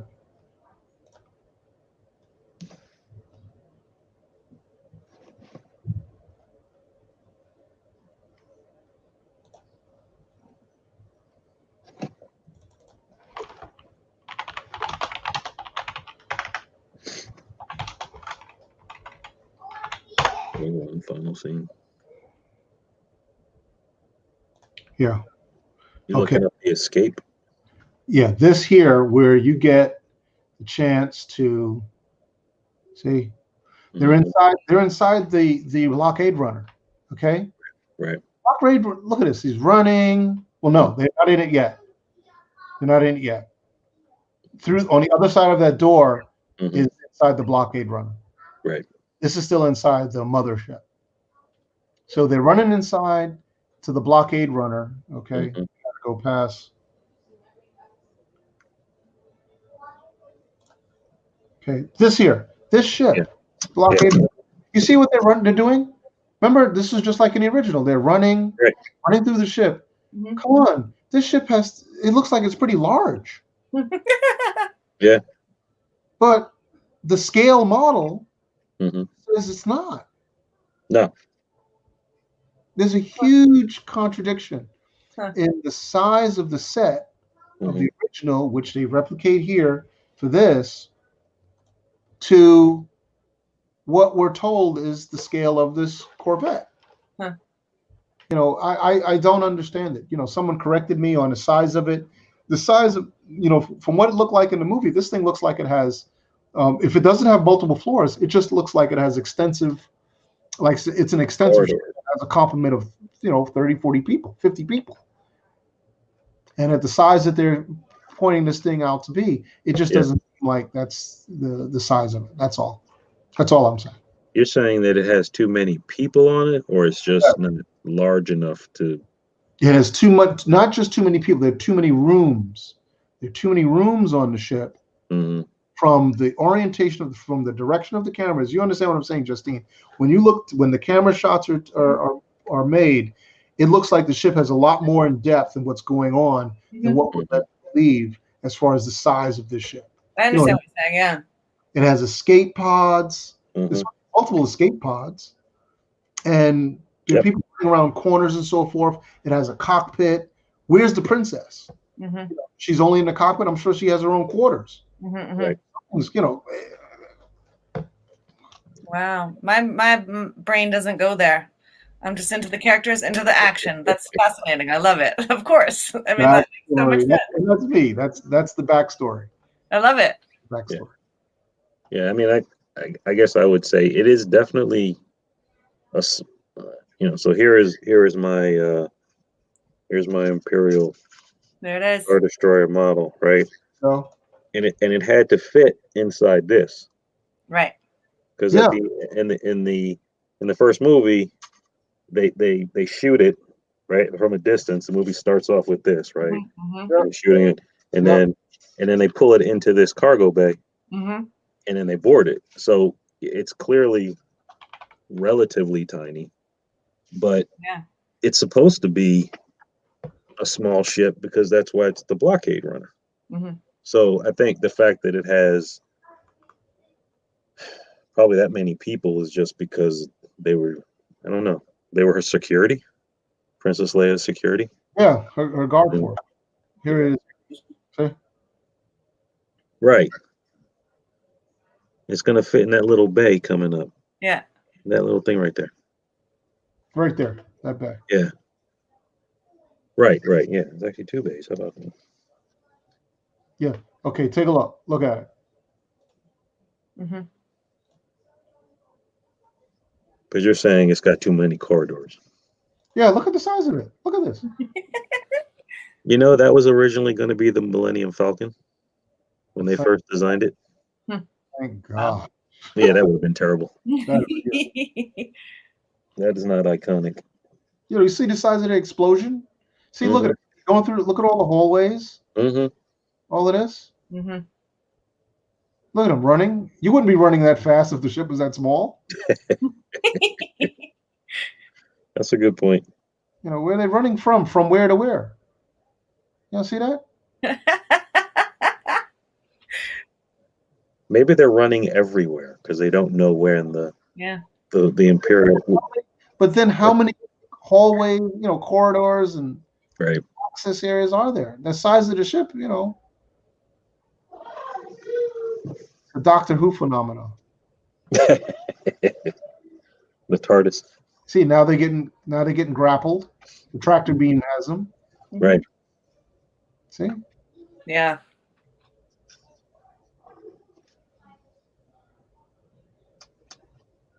Maybe we just don't appreciate how large a Star Destroyer is. Maybe it's beyond our comprehension. Well, that's Star Destroyer. I'm okay with the scale of the Star Destroyer. That's pretty big, and you never really get to see much of it anyway. You never do. The only thing you see in a Star Destroyer is the very bridge of it, which is big, which is large. There.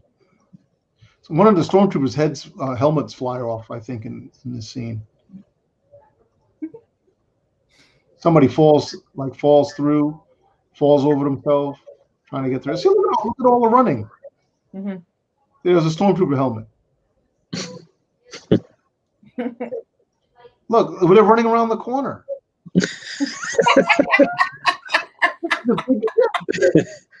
Maybe it went down. Maybe they went downstairs. So maybe they're in the basement. Maybe they ran down some stairs and now they're on another level. Of course. Oh man, they made a mess.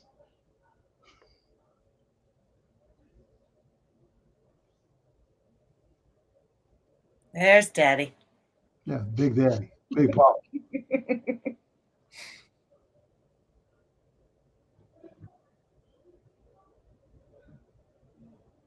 Now another room.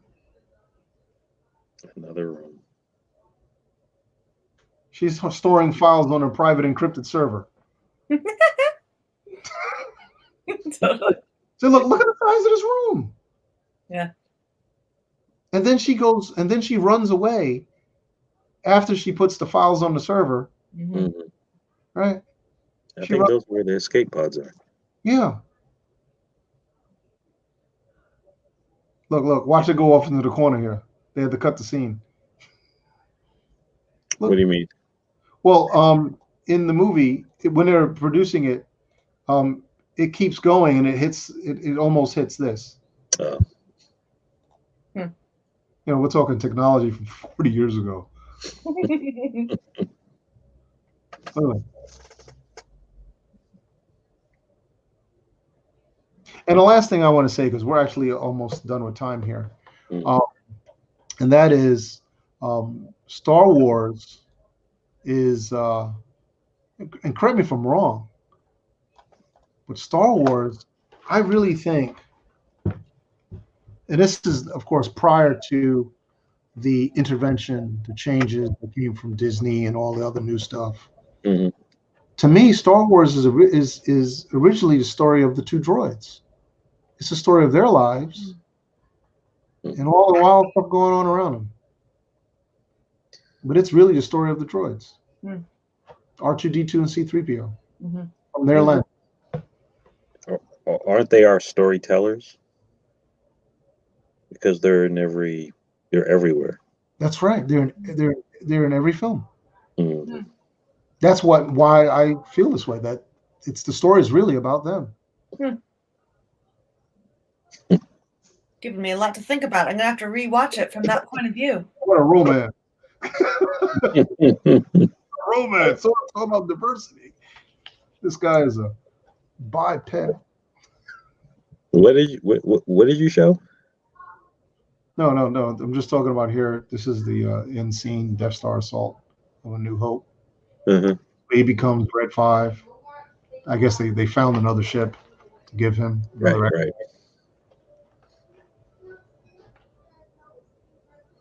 I gave away most of my action figures, like, you know, as you do, but I mean a long time ago. But I did keep R2 and 3PO. Yeah. And Yoda. And And I think of Jawa. I just like the little guys. I like the little creatures. That was my jam. I don't know why. Well, I tell you that. I guess because I was a small child. Mm. We have a heck of a treat lined up for everybody. Everybody watching, we have a heck of a treat lined up for you. Starting at 9. Is it starting at 9? Mm-hmm. Or was it 9:30? Who has the schedule? Oh, let's see. Yeah. We have some game developers that are joining us. Oh, is that 9:30? 9.5? Is that 9:30? 9.5 Game Jam. Gotcha. 0.5. Okay, so we have a half hour. Okay, good. So can you read off, Justine? Read off who's joining us? Oh, let's see. Here's what I got from our email. Well, we're all here. Is Jamie Lee Smith joining us? Oh, wait, no. Jamie Lee that's J Rockstar. Oh, that's J Rockstar. Yeah, hold on a second. Paige Hoffman? No. Nope. Do I have a different list than you? Yeah, she bailed. Hold on a second. I have the same list you have. Hold on. Praveen Yalamanchi, developer? Yep, Yeah. he's coming. He's joining us. We have Kurt Hollowell? Yeah, that's it. Magic Leap? Yeah. Yep, keep going. Paige, did we say Paige Hoffman, gamer? No, she bailed. Oh, she bailed. Okay. Ciao, Paige. Let's see. Then I have Luis Felipe Dulante. Do I have that right? That's it. Louis Artist, Dulanto, Hollowell, and Praveen Yalamanchi. These guys are awesome developers, sci-fi fans. Kurt is with Magic Leap. Magic Leap is one of the billion-dollar companies here, one of two billion-dollar companies in Florida, and they're going to be talking about developing Star Wars games. That's awesome. Yeah, I checked out their some of their stuff online. It's really epic. Yeah, so it should be a lot of fun.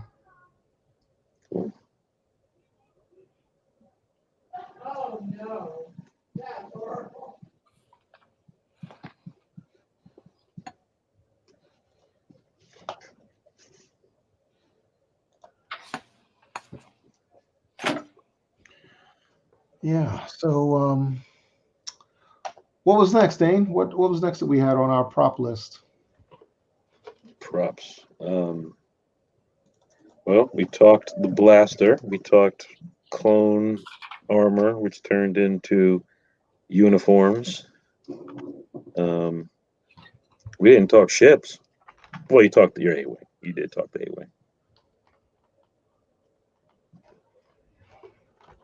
A-Wing.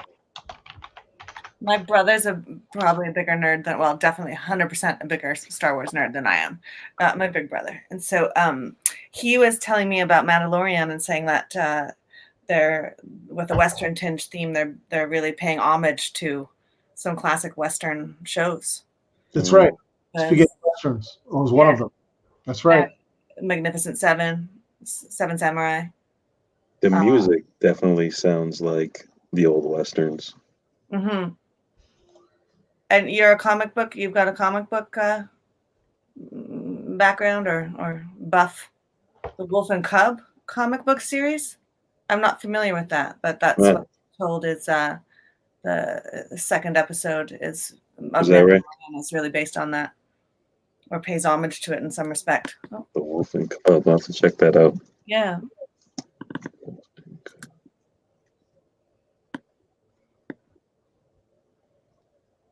Of course, we can verify that with Jon Favreau when we get him on. When's he Yeah, Troy. I haven't had a response. How's that going, Troy? He didn't respond to your invitation? I probably sent it soon, you know. I didn't give enough time, to be honest. Yeah, that's right. Needs more time. Yeah. You got to let folks know about a month in advance. For all of these online schedules. I know our online schedules are so busy now. yeah. Everybody's doing this. Yeah. But I was I enjoyed the lightsaber duels that they have, you know, like these saber duels with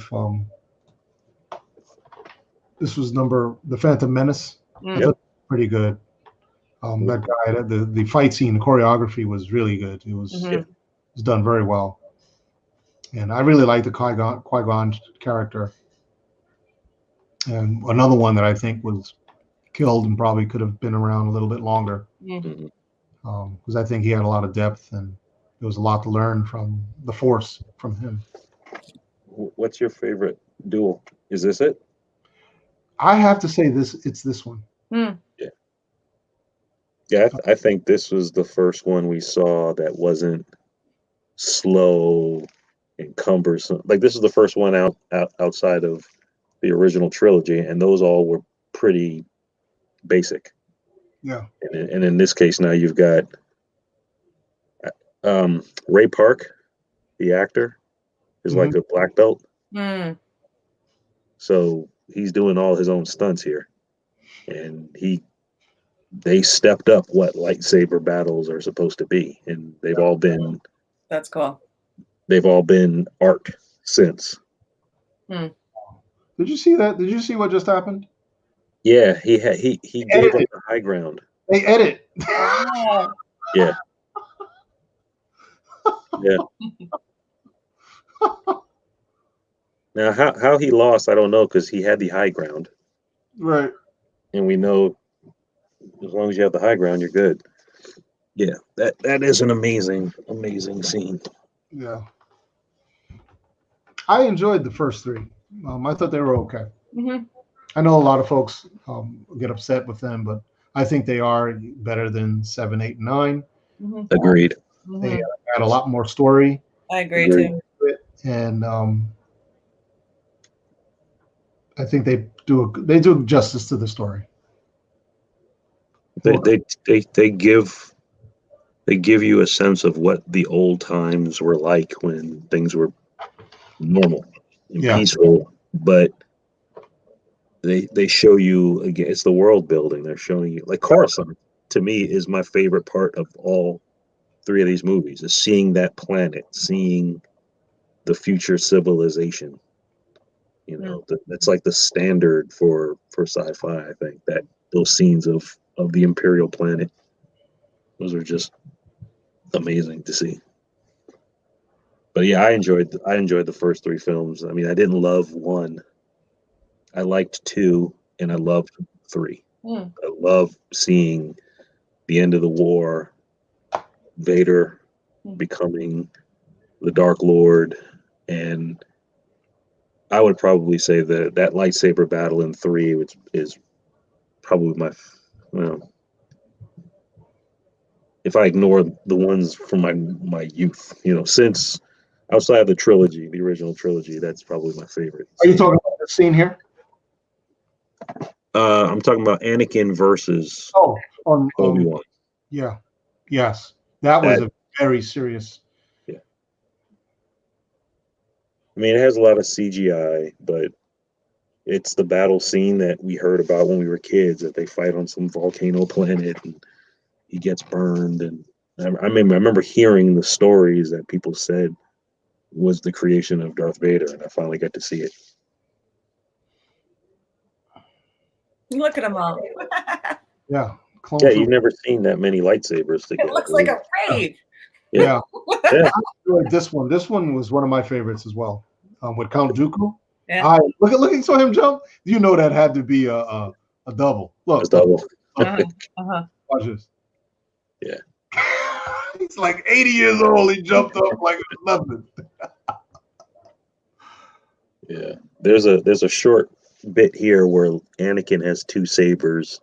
Yes. And I thought it didn't last long, but I thought that was really cool to see. A Jedi fighting with 2 swords. Yeah, showing that he has the potential. Mm-hmm.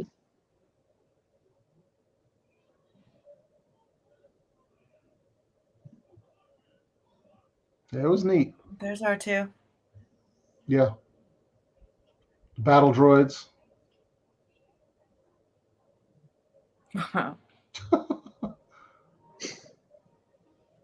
Count Dooku again. What? I can hear, like, the volume's not on, but I can hear the sound of the lightsabers in my head. Oh. Oof.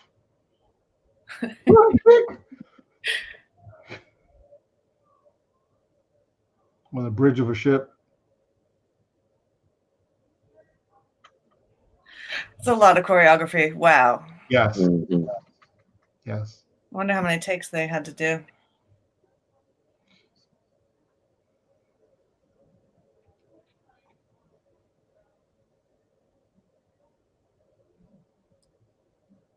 Yeah, it would have been interesting how they did with this thing. It had what, four lightsabers? Yeah. 4 sabers, yeah. No, it's 3.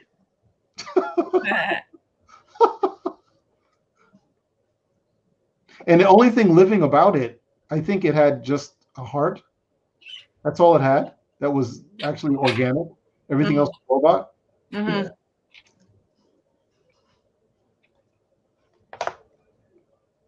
Is this a clip of all Obi-Wan? Is that what's going on? All Obi-Wan Jedi fights. Okay.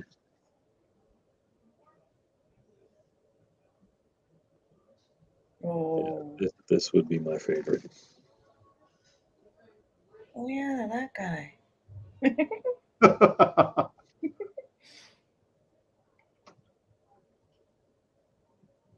Oh, that hurt.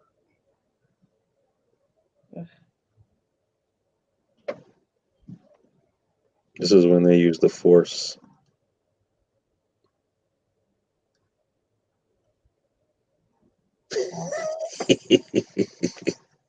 Or as we know it now, the 4th. The Force.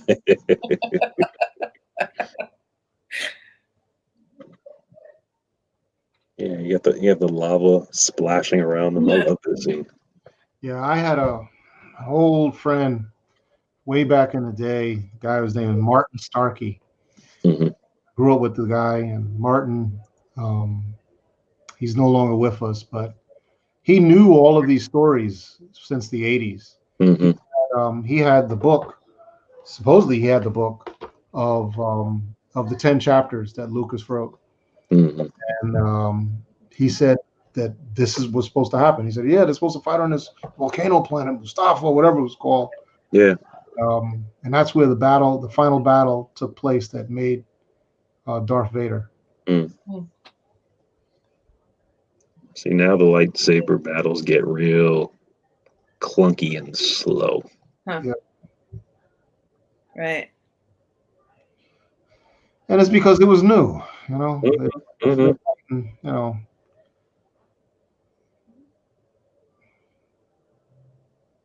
I wonder how many Alec Guinness how many times he complained about it. Yeah. What are we doing here?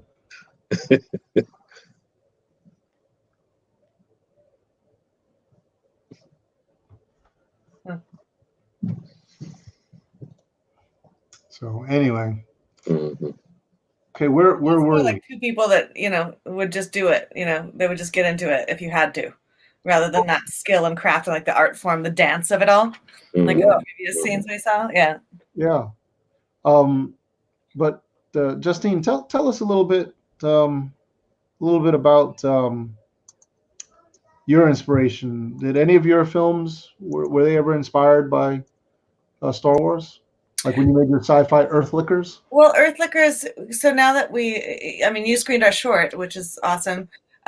We've been developing the feature screenplay for the last while, and we've implanted so much delightful, just paying homage to classic sci-fi tropes and things, but we've elevated it to the sort of in a campy celebration of the genre. And there it is. Hey. So we haven't made the feature yet, but when we do, you'll see a bunch of nods to Star Wars, Star Trek. I mean, all sorts of things. I think it'll be a treat for people like, people who grew up on some classic sci-fi. This was in MCV this year? Not this year. When was it? Was it 3 years ago? 4 years ago? Yeah, 3 or 4 years ago. It has a Western feel too, like a steampunk Western town. And then these are the intergalactic love goddesses. Really? You haven't seen our film, Dane? I'll send you a link. I would like that. It looks fun. It's a lot of fun. I was going to ask you if you were going to bring that uniform out for today. I would have, but I'm not. I'm in the country staying with family during this pandemic. I'm not at my place. Oh, otherwise, I would have been in this costume, of course. Duh. You have an inventory of these? I've still got them, in my tickle trunk at home. I've got all the wigs. Got all the silver suits. Trunk. Galactic love goddesses. Is that That's what you right. said? The Awesome. goddesses of the Mercabatron. And so now there I am. Oh, was that you? Yeah. That's Carrie Ann Fleming. She's amazing. She's on iZombie. That's me with the black. I got the little punk rock thing going on. That's Jed Reese. That's Allison Araya. Newmark.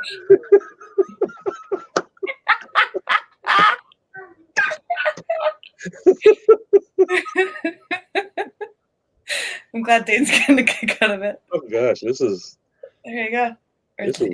Earthlicker. Wow. Lick, log, and prosper, everyone. I can't wait for the feature. Thank you. I'm intrigued. It's now it's not an absolute musical, but now we have songs. We've written original songs that we will bust out in the future. Oh, wow. Just a delight. It's so much fun. So, do you have a time frame as when well, as soon as we get all the funding, we will begin to shoot. And as soon as the pandemic ends and we got the money in the bank. This past winter, I just did the Whistler Film Festival brings on 6 producers from across Canada each year. And this year they were celebrating genre films. So I was selected as one of the 6 producers to bring my feature project of Earth Liquors to further develop it and make contacts with the Canadian, film industry, indie market and all that. So I've got some more skills. Now it's just about getting those greenbacks, baby. Or the gold. We'll accept gold coins as well. Yeah.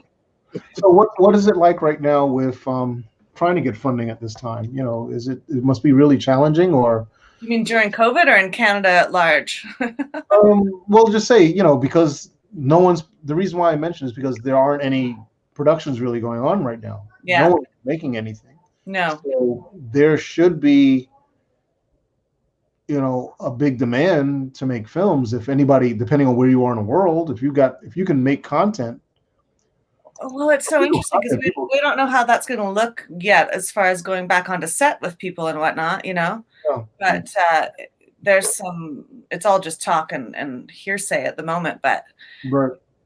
I'm based in Vancouver, and that's Hollywood North, and that's, most of our production is largely American production that comes up, and that's largely what our crews work on and we actors work on. And with this crisis now, it's hard to say what the crossing the borders are going to be like. So maybe we're going to have to make some original content rather than, catering to the American productions that come in. Who knows? Probably both, maybe. I don't know. So I've been told our film's a high-risk film because it's just so crazy. To which I'm just like, well, you're welcome. It's so much fun. What do you mean it's a high-risk film? Well, so what I learned at producer camp is that a lot of distributors, the people that are going to come on board with the money at the early phases, particularly in Canada, I'm not talking about America, right. They want it to be a surefire bet. And I guess I take it as a compliment. The feedback that I'm getting is that the originality and the unknown, this is so unknown because it hasn't actually been done, that makes people feel hesitant to jump on in. However, it finds the right people is what I'm learning. So I did make some really good contacts at the Whistler Film Festival, and we're having conversations. So it gets people that get it, right? Okay. Who wants to make safe films and who wants to make something that hasn't happened before, right? Right. We bring on those types of people. So that's where we're at the moment. I can't wait to make it. It's it's the most joy I've ever had as a creator is working on this project. I have to say, from the short until now. We made the short in 2014, and so now. Yeah. Yeah. Well, I can definitely say I remember seeing this. I'm actually interested in how you made your transporter scene. That was pretty neat. How we made this? The transporter scene, yeah, that was interesting. Yeah, well, that's all green screen, of course, and then the Earth is a hand painted basketball with paper mache around it, put against a green screen. Yeah. And that's my co-creator, Allison, that we're kissing there. We're the co-creators of this little project, and we had Craig Clark is really amazing visual effects artist based in Canada, and he worked for many years on that television show Once Upon a Time. So that's tons of green screen. And Once Upon a Time, is that what it's called? Once. Yeah. With Snow White and the whole situation. That's largely green screen, that show, as far as all the worlds that they're in. So he worked on that show, and then our director Tony Mirza knows him from there, so he brought him on board, and he worked on our little film and just made it look incredible. Wow, well, that's pretty neat. Well, I can definitely tell you, I'm looking forward to the feature. Thank you so much. Yeah, it looks like fun. Yeah, definitely. Dane and I, we were actually talking about having a more open, diverse, open-minded section for the festival. Mm-hmm. So that sounds like a candidate to me. Mm-hmm. I'll say. Yeah. So hopefully you and Allison can make it out next time too.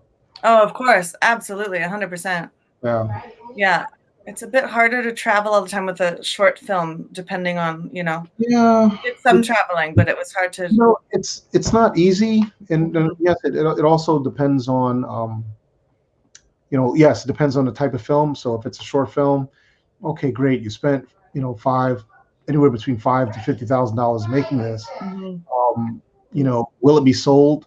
Most likely not, because short films most typically are not. But features, feature films, they are made to be sold. So it's a total different scenario.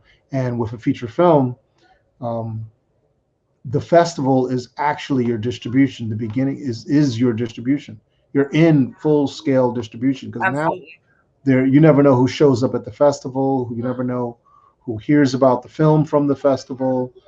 So that's where those initial investments make it. Those initial investments can turn into a profit. Absolutely. When I was at Boston earlier this year, one of the films was sold that actually was recognized by MCP. Blood Quantum. Blood Quantum was sold. Oh, I've seen Blood Quantum. Yeah. Oh, where'd you see? Oh, well, yeah, in Canada. It's a Canadian film, and I saw it in the Vancouver Film Festival last fall. Oh, wow. You were really early and lucky. Oh, Awesome. yeah. How was it? I saw one of the first screenings, yeah. How was it received there? Really well. Yeah, the filmmaker was there. That's great. That's great. Jeff Barnaby, I think? Maybe. I can't remember his name. Maybe, yeah. Yeah, Jeff Barnaby. Yeah, it was so unique. I loved it. Yes. I'm really hoping to one day, if not meet him, speak with him on the phone. We'd love to interview him. Oh, great. Yeah. So, well, congratulations on it. And, I'm hoping that the feature gets made a lot sooner than potentially could happen with all of this. No one knows when this is going to happen. I know, right? It's funny. It's a funny, weird time. I'm like, how can we make this if we just shoot like 3 people at once? What can we do? Well, I think initially people are going to start testing themselves and providing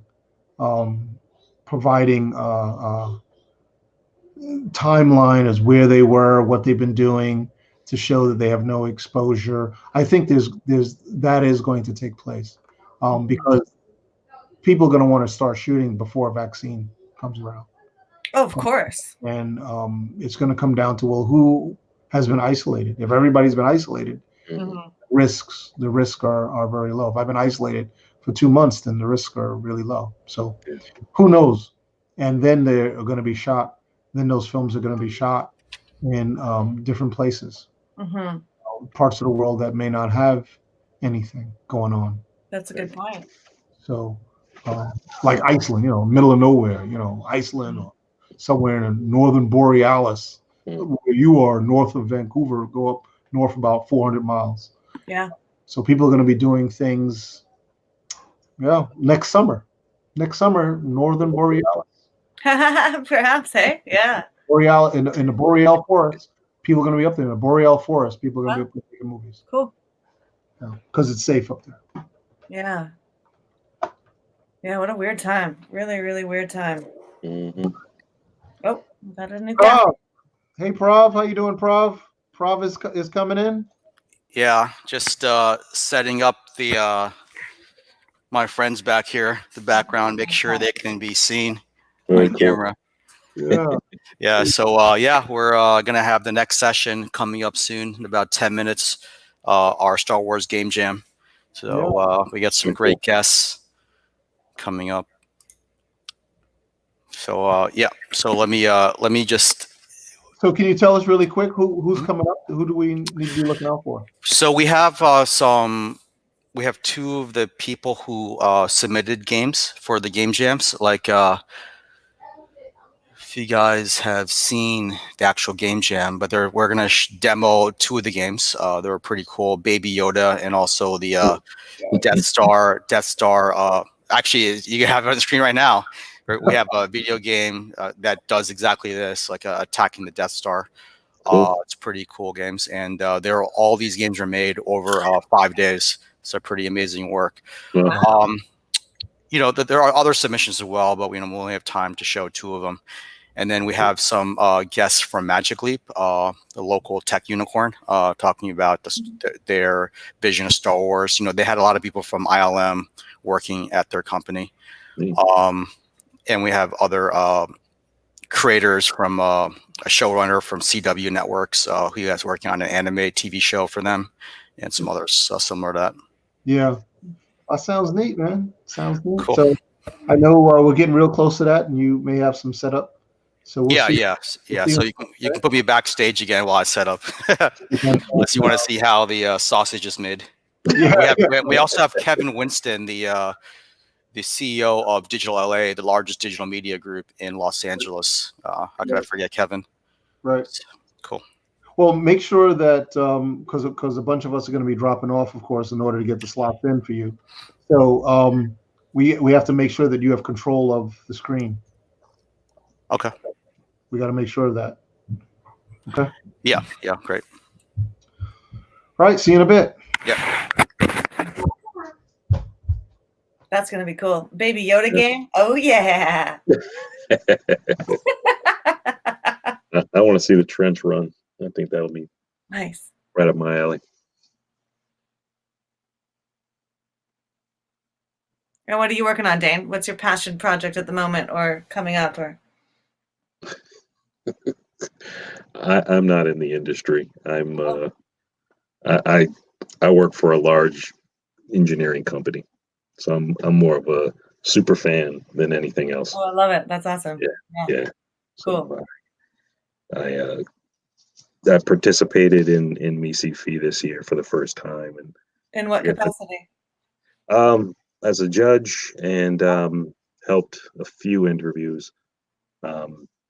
Quite frankly, if not for the coronavirus, I probably would not have made it, because I have not been able to get down to Miami to be there in person. So this is, this was convenient, unfortunately, but this was actually enable me to be a part of it. So it was fun. I had a good time. I saw some great films, and I get inspiration out of films, out of sci-fi. So Right on. it's more about the world, it's the technology, it's like this vision of what is possible. So that's what draws me to these things.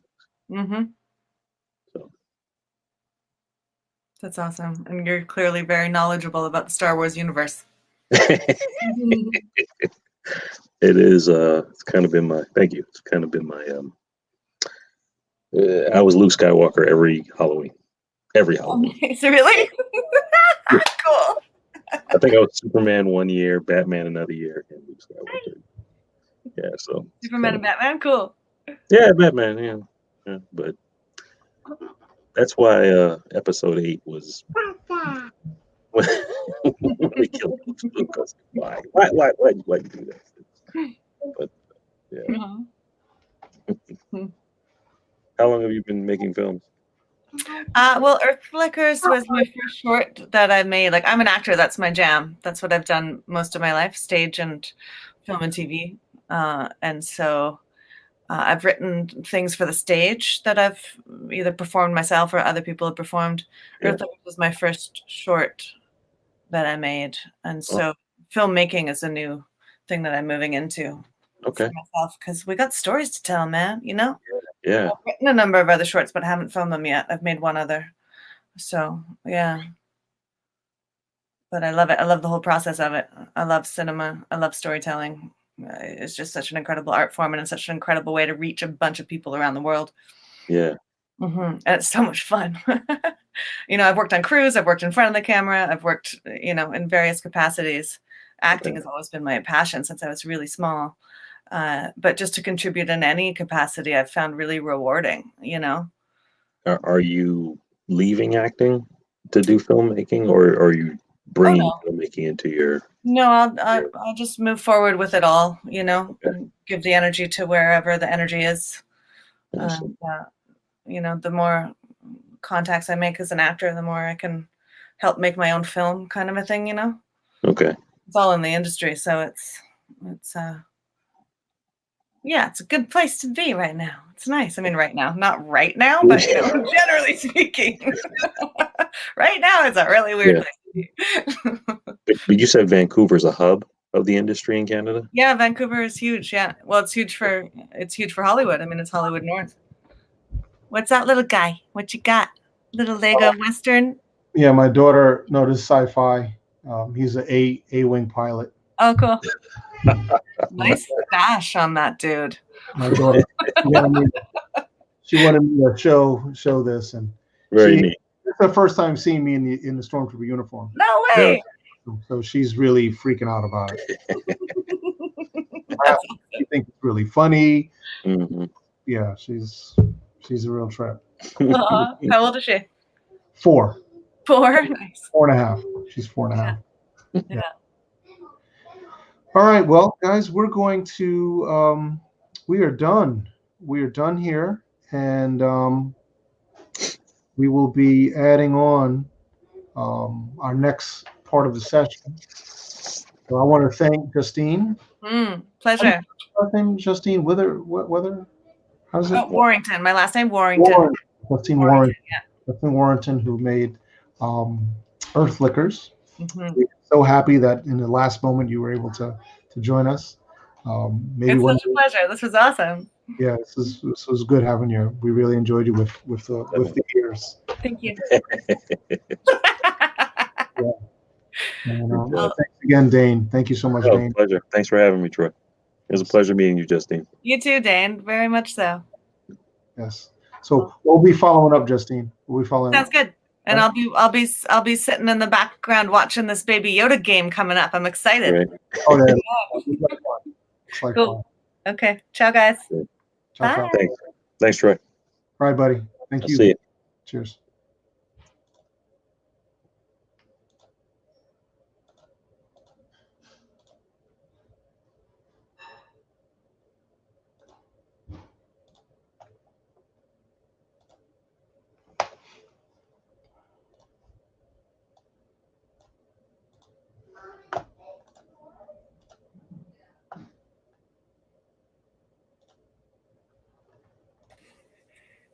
Hey, Prav. Hey, how does the setup look? Can you see C3PO? My buddy's here. Oh yeah, awesome stuff. Yeah, I made it a little bit. If you guys remember from the actual virtual festival we had here a few weeks ago, that's the living room. But we have some extra guests in the living room, so it feels like I'm in a new place from 3 weeks ago, even though it's the same living room. And this is still your camera, This is still your camera, and I've got to thank you for this. The camera that I ordered, which was nowhere near this quality, just came in the mail today from China. And I said, okay, cool. It's supposed to come from Orlando. That's why I was so crazy about getting another camera, borrowing a camera.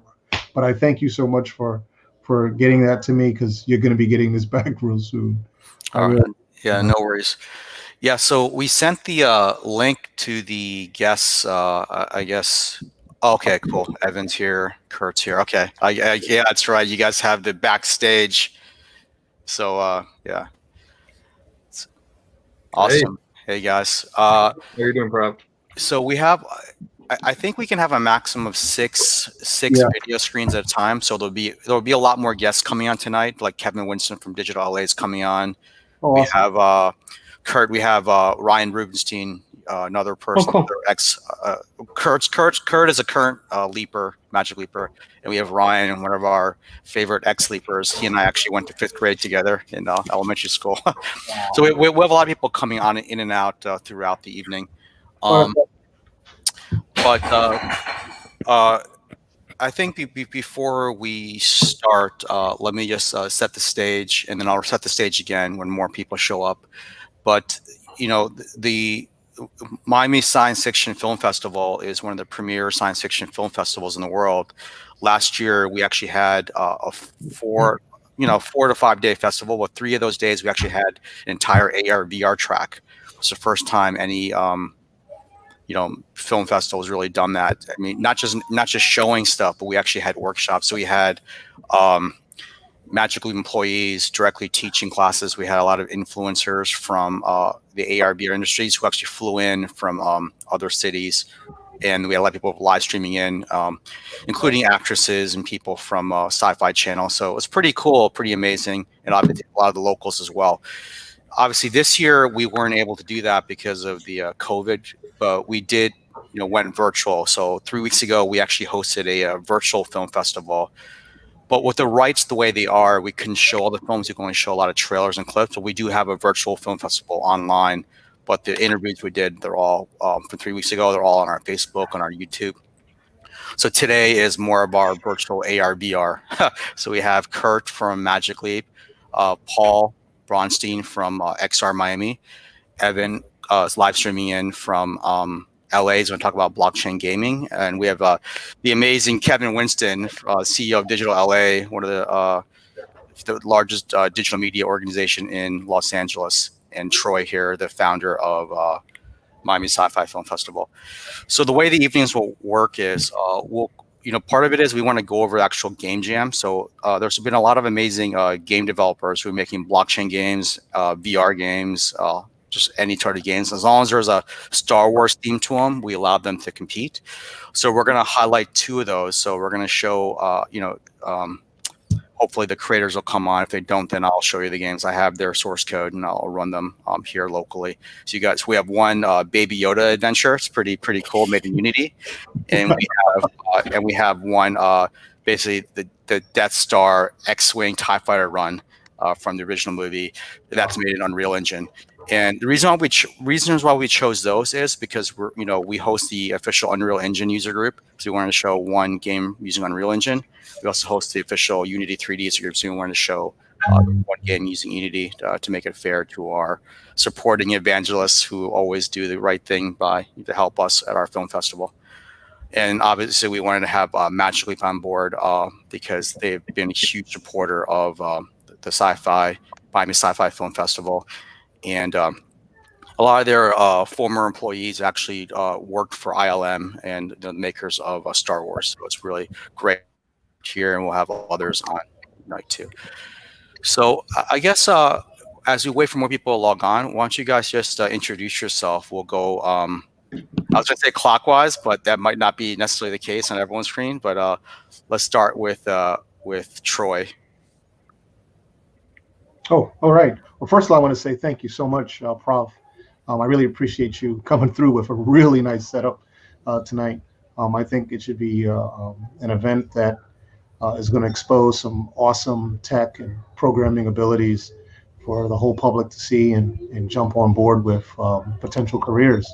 I think there's a lot that's going to come out of this.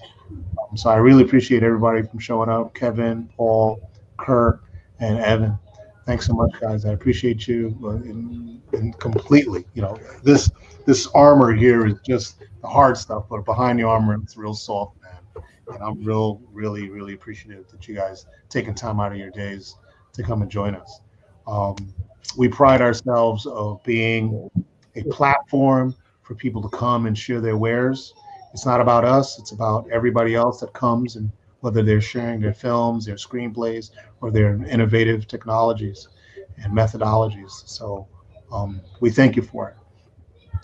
Me, myself, I'm the director of the festival. This is this is actually the close of the 7th season. Year 8 starts in a week with the opening of the next films. And we're gonna keep it going. So thanks so much for coming out. Awesome. Thanks for having us, Troy. Yeah, thank you, Troy. Great. And Troy's been really great about getting people who actually worked on a lot of these films to come to the festival over the years. Like a couple years ago, we had Miko, who won a VFX award for working on, I think, The Last Jedi, come on. So we'll show clips from him. And we actually gave him an award from the Dalai Lama when he came. We surprised him on stage. So we'll show you guys that. All right. I think we lost Kevin for a second. He's got to log back on. Looks like he's logging back in. All right. So Evan, do you want to introduce yourself? Yeah, my name's Evan Vandenberg. I work at Wax, so one of the leading gaming or blockchain gaming platforms. I've spent a bunch of time in the gaming space holistically, from everything from actual game creation to marketing analytics, ad mediation, kind of the whole swath there. So yeah, looking forward to seeing these games. Great. And Kurt. Yeah. Hi, everybody. Yeah, my name's Kurt. I'm originally from Albuquerque, New Mexico. And yeah, I started a little game studio out of university and just started making games. I love, I was getting my college campus tour and I saw that they can make video games. And I was like, you can do that?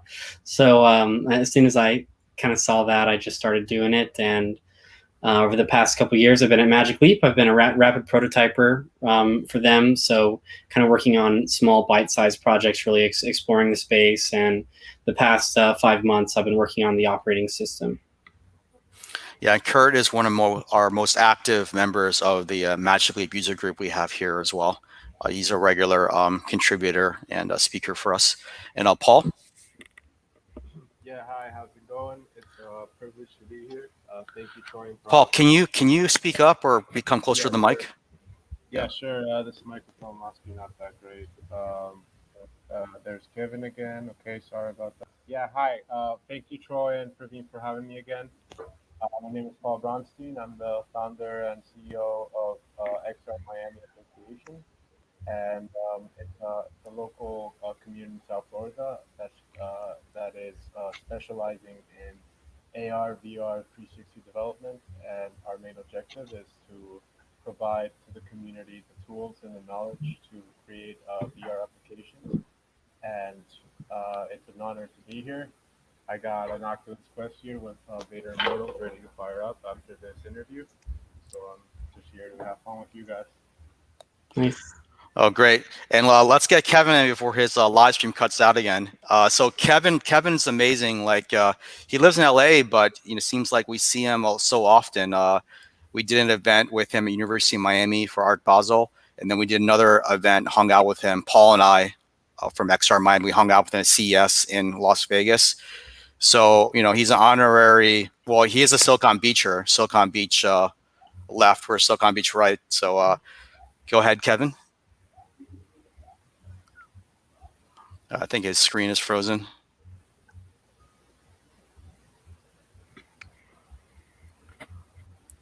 Kevin? I think he's having connection problem. All right, we'll get back to him. Can you all hear me? My sound is not working real well. Yeah, definitely make sure you're not on a wireless connection, guys. Wired connections are yeah, definitely you have to plug in your computer right to the router if you can. Yeah, what I would say is, Paul, you were at the festival last season, weren't you? At the festival last season of this year? No, he wasn't there. No, he wasn't? Other people from the XR community were there. Okay. Yeah. Yes.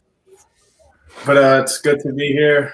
And yeah, I'm so excited. I'm a big fan of Star Wars. Yeah. Well, yeah. So yeah, let's just get started then. This is Star Wars Day. May the 4th be with you. Yeah. So, the talks tonight, whatever we talk about, we want to keep it like Star Wars related. So Star Wars themed. So we have Luis now. Luis, why don't you unmute yourself, introduce yourself? So I'll give you the quick intro. So Luis was also at as a regular contributor to the South Florida community. He was a speaker for us at the first Art Tech Miami, University of Miami, along with Kevin. So he's actually a showrunner for a show he's producing for CW Networks, an anime TV show, and it's an amazing guy and really close, loyal, hardworking dude. So definitely, and a huge super Star Wars fan. So he's got a lot to talk about the Star Wars 9 movies tonight. Cool. So you got anything left to say? I think I just said everything, Luis. So. Yeah. Yeah. Hey, everybody. My name's Luis Felipe. You guys can just call me Felipe. I'm the creator of Mascara Fighters, like Praveen was saying. Real cool to be here. I've actually gotten into Star Wars chronologically, because when I was a kid, I saw the movies in proper order. So I'm one of those fans. So just to let you guys know, Oh, I've been a Star Wars fan for a minute. I think the movies are like anything else. They're sci-fi entertainment. Great. So, Troy, And I'm thanks for gonna. letting me be here. Yeah, thanks, guys. And let me just briefly. We won't play the games yet, but let me briefly show everyone what we did for the last 5 days. The Star Wars Game Jam. So I'm gonna share my screen.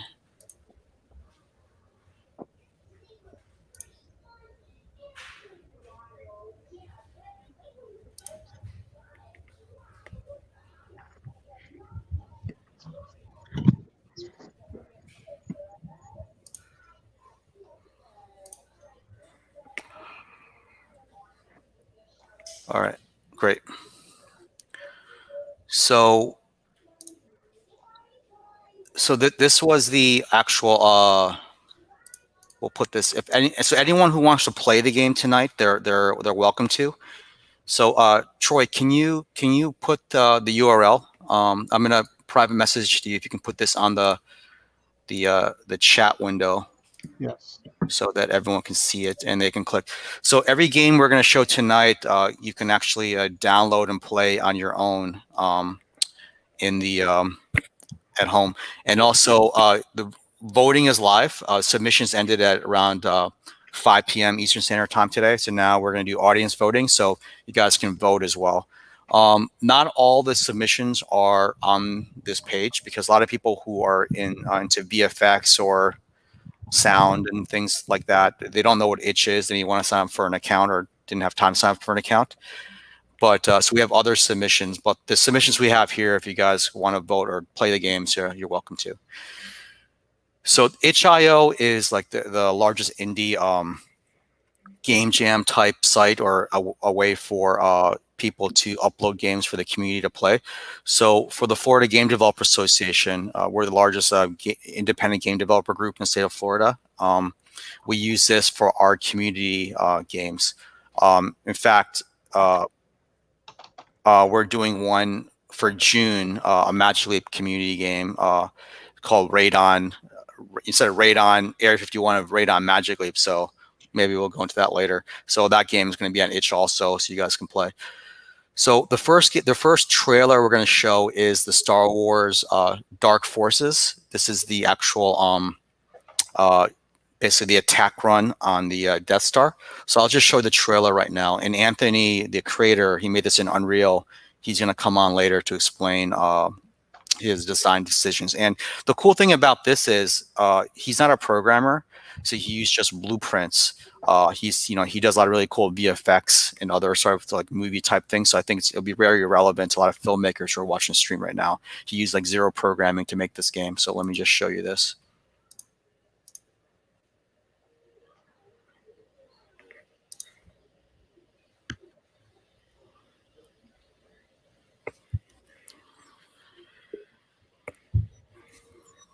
Whoa.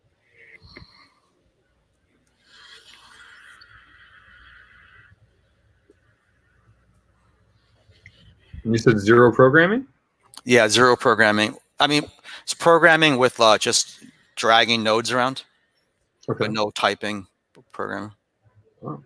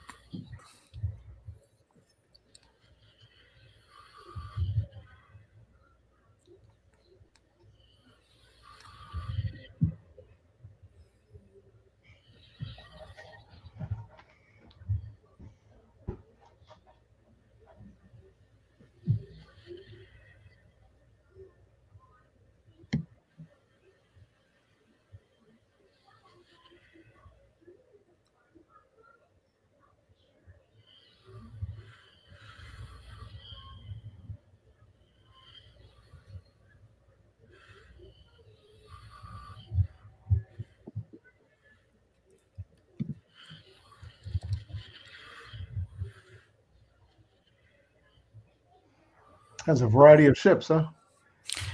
Yeah. Yeah. So the rules are that they had to make everything within 5 days or find something on the asset stores. Things are like pseudo open source or very low cost. So when we go into the code review, you'll see how he made this in 5 days. He did find a lot of these assets in the Epic Games App Store. And the flight controllers, he used the flight controllers are built into Unreal Engine, so he didn't have to reinvent the wheel.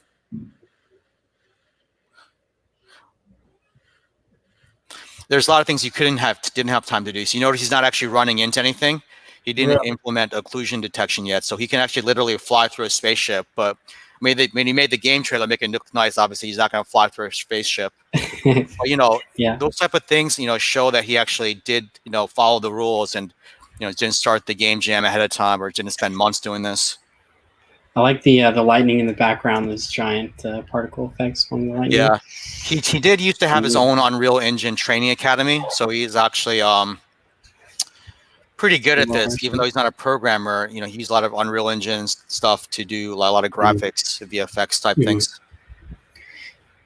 Yeah, and he's like lighting up the sky at the same time too. Those clouds really come in at different times. It's pretty nice, and the UI on the screen is pretty cool too. These kind of HUD elements.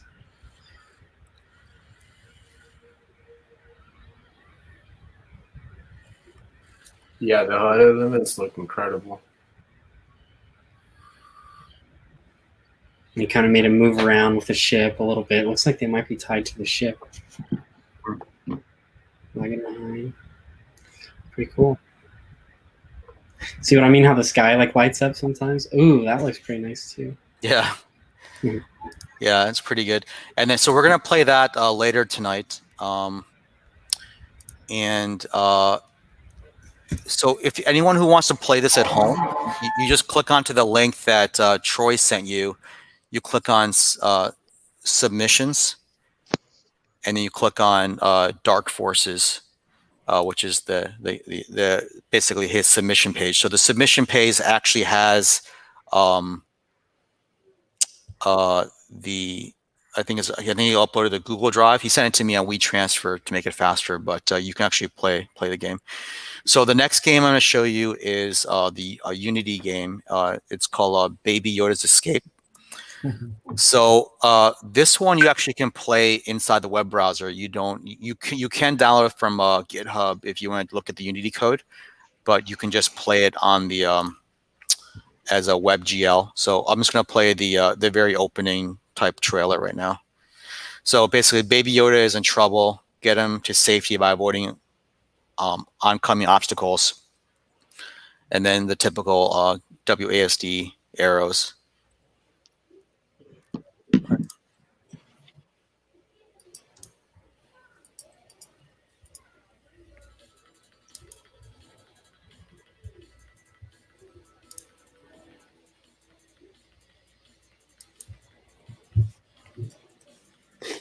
Get him to safety by avoiding oncoming obstacles, and then the typical WASD arrows. Yeah, someone has to mute their.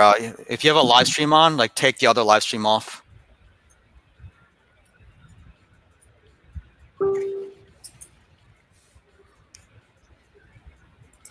It's like he got scooped up.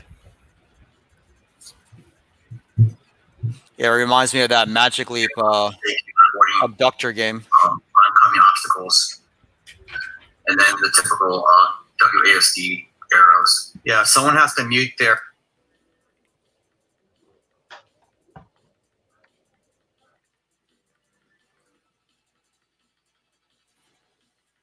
All right, so we failed because the actual gameplay itself.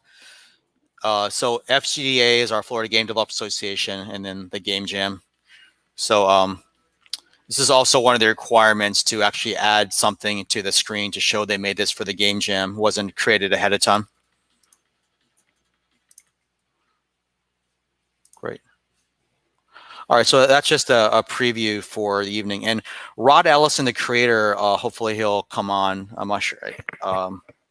come on later tonight. He's actually worked in R&D for about 20 years at American Express, and he's a regular at our Unity 3D meetups for personal experience, but also personal knowledge. But also, he used a lot of AR, VR in R&D at American Express, and now he's getting into blockchain a little bit as well. So we'll talk to Rod a little later. You can see though the reason why the X-wing crashed, because you actually are controlling the X-wing. You're not controlling Yoda. So basically, you're the X-wing pilot in this game. So that's the way the gameplay works, and that's kind of important because a lot of the scoring in a game jam isn't just like the pretty art, right? It's basically like the gameplay, the game design. Is the replay value, because it has to be a video game. It's not just a cinematic. But we do have other categories just for best like cinematics, best VFX as well. But as far as actual game itself, this is an actual game. The occlusion works. You can actually die. There's a point system. So great.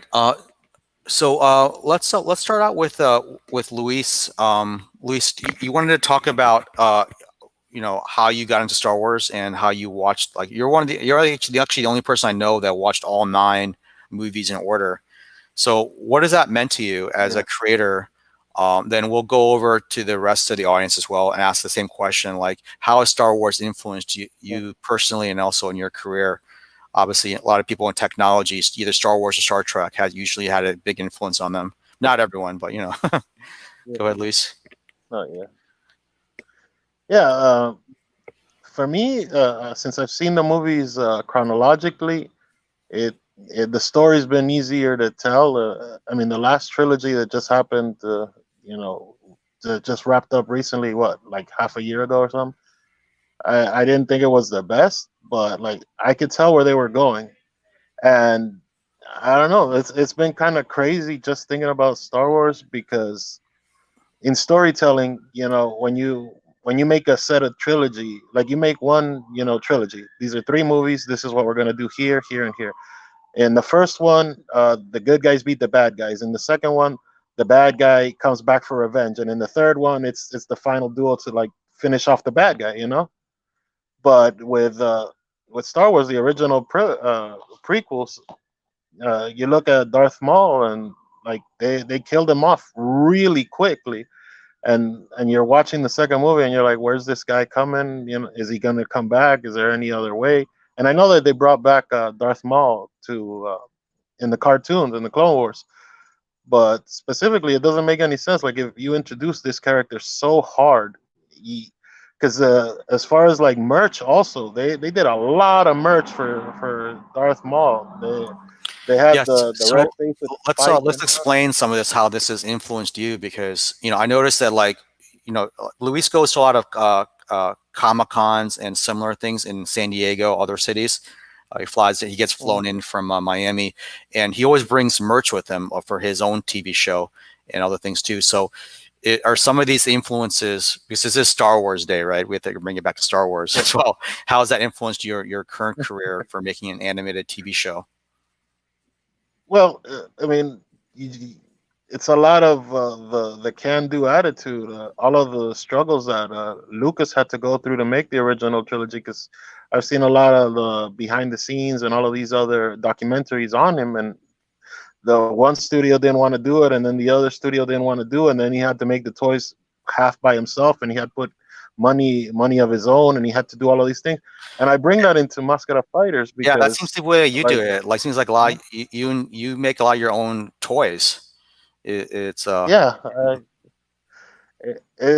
of those things, like you can't wait for other people to make your dreams come true. You know what I mean? If it's your dream, why aren't you going for it? Just like if we were training to be wrestlers or we were training to be basketball players, like you got to go out there and start shooting some hoops or whatever. You know what I mean? Get in the game. You can't just I have an idea, because anybody has an idea. That's one of the things I liked about Star Wars. I look, whether he had a huge budget or a little budget, he was like, I'm making this one way or another.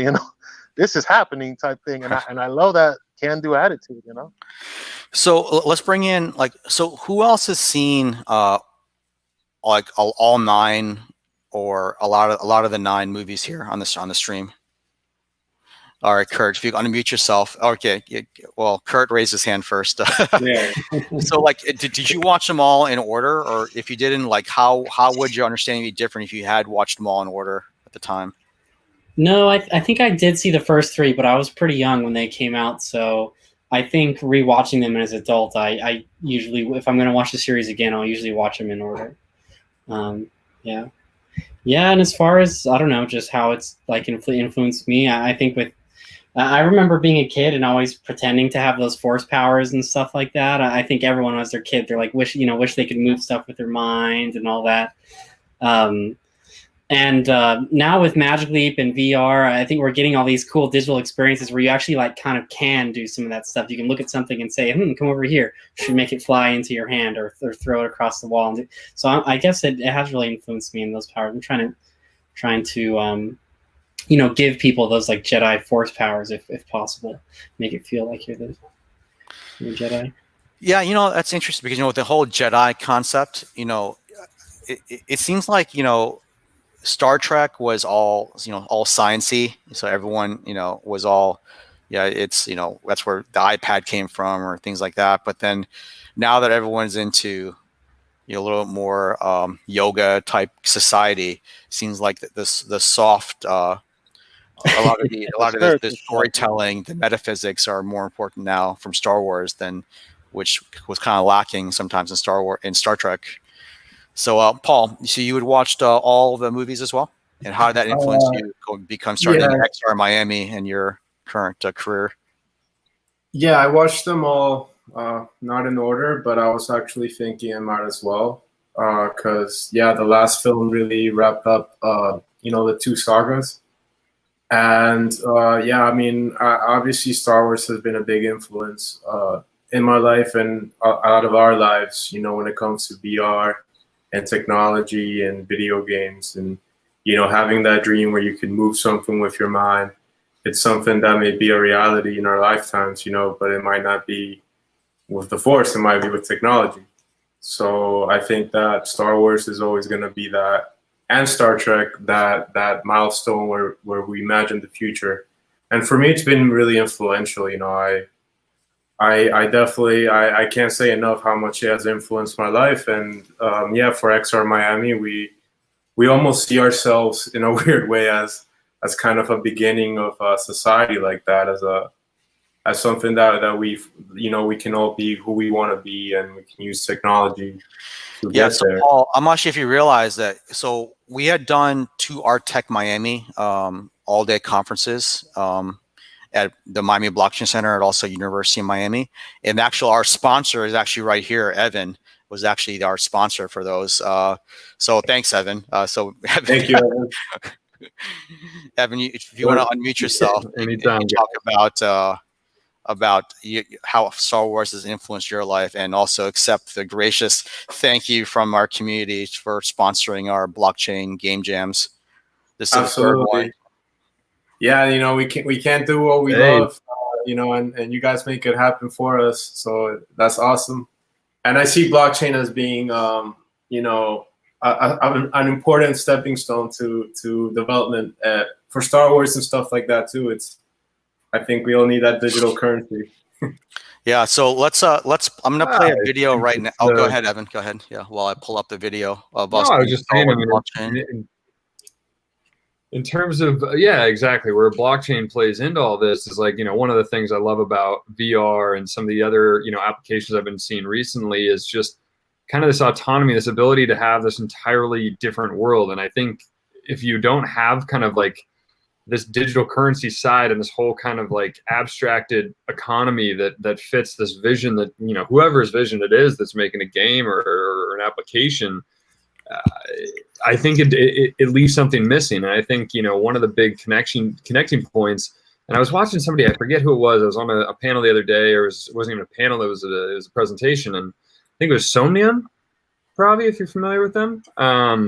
And he was showing that they basically have plots of land where you can build different things in VR, and people can come explore your place. And people are building literal businesses where you actually have to use this currency to like enter a club. And they had a I don't know, B or C list DJ play at a nightclub, and they actually sold like 1,000 Ethereum worth of tickets, and I was like, that's really something, you know. Like now all of a sudden you can go buy somebody a drink in VR and do whatever, you know, buy a gift, or it just opens up this very interesting paradigm, I think.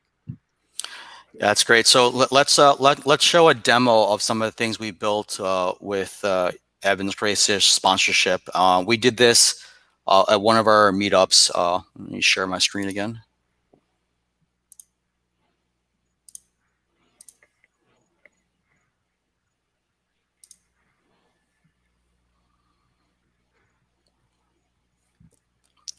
Troy, can you put my screen on the main? There it is, right. So this is Scarlett, one of the other co-directors of XR Miami, and she is the person that does all of our communications for all of our game jams and conferences, our all-day conferences.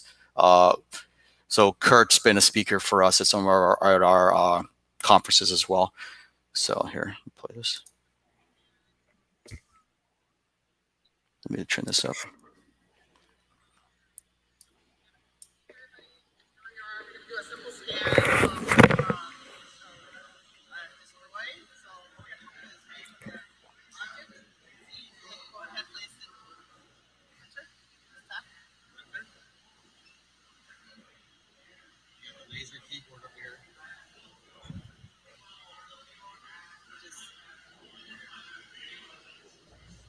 Hey, Prav, do know that to share your screen, there's a little icon where you can include the audio. There we go.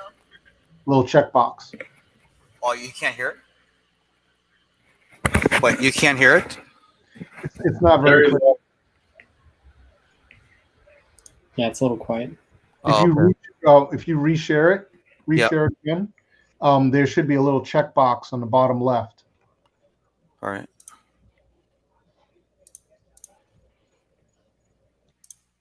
Oh, okay. So you guys can hear the audio for the game as well, the other games? Oh, wow. All right. We could hear, well, oh, maybe not. All right, maybe I can hear fine. Actually, one game I thought I did hear, and Yeah, I could actually hear that audio. It was just a little bit quiet. All right, so let's play this again.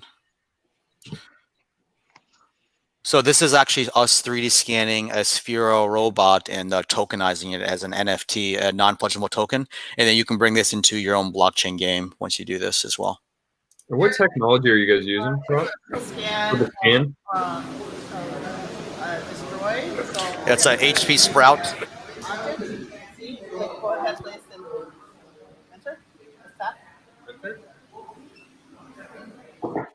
got the laser keyboard up here.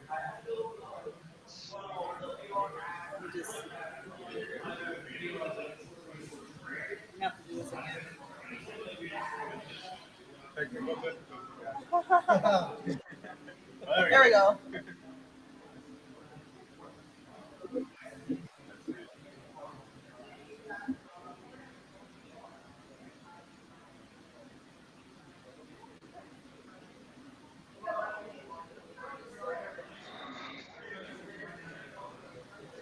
So what in fact is doing is actually measuring the X, Y, and Z of this item. That's what the grade system. Oh, cool.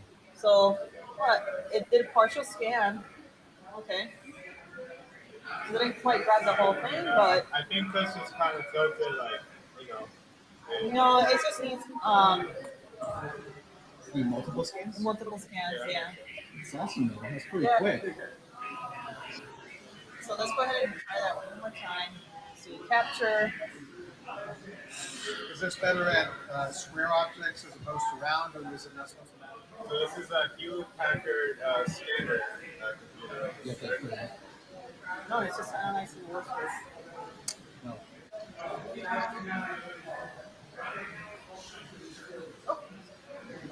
And now it's scanning the object. And it's using these patterns to get an image out of the object. The same way a QR code uses a QR tag recognizing. And there you have it. A partial 360 image. I think we have to.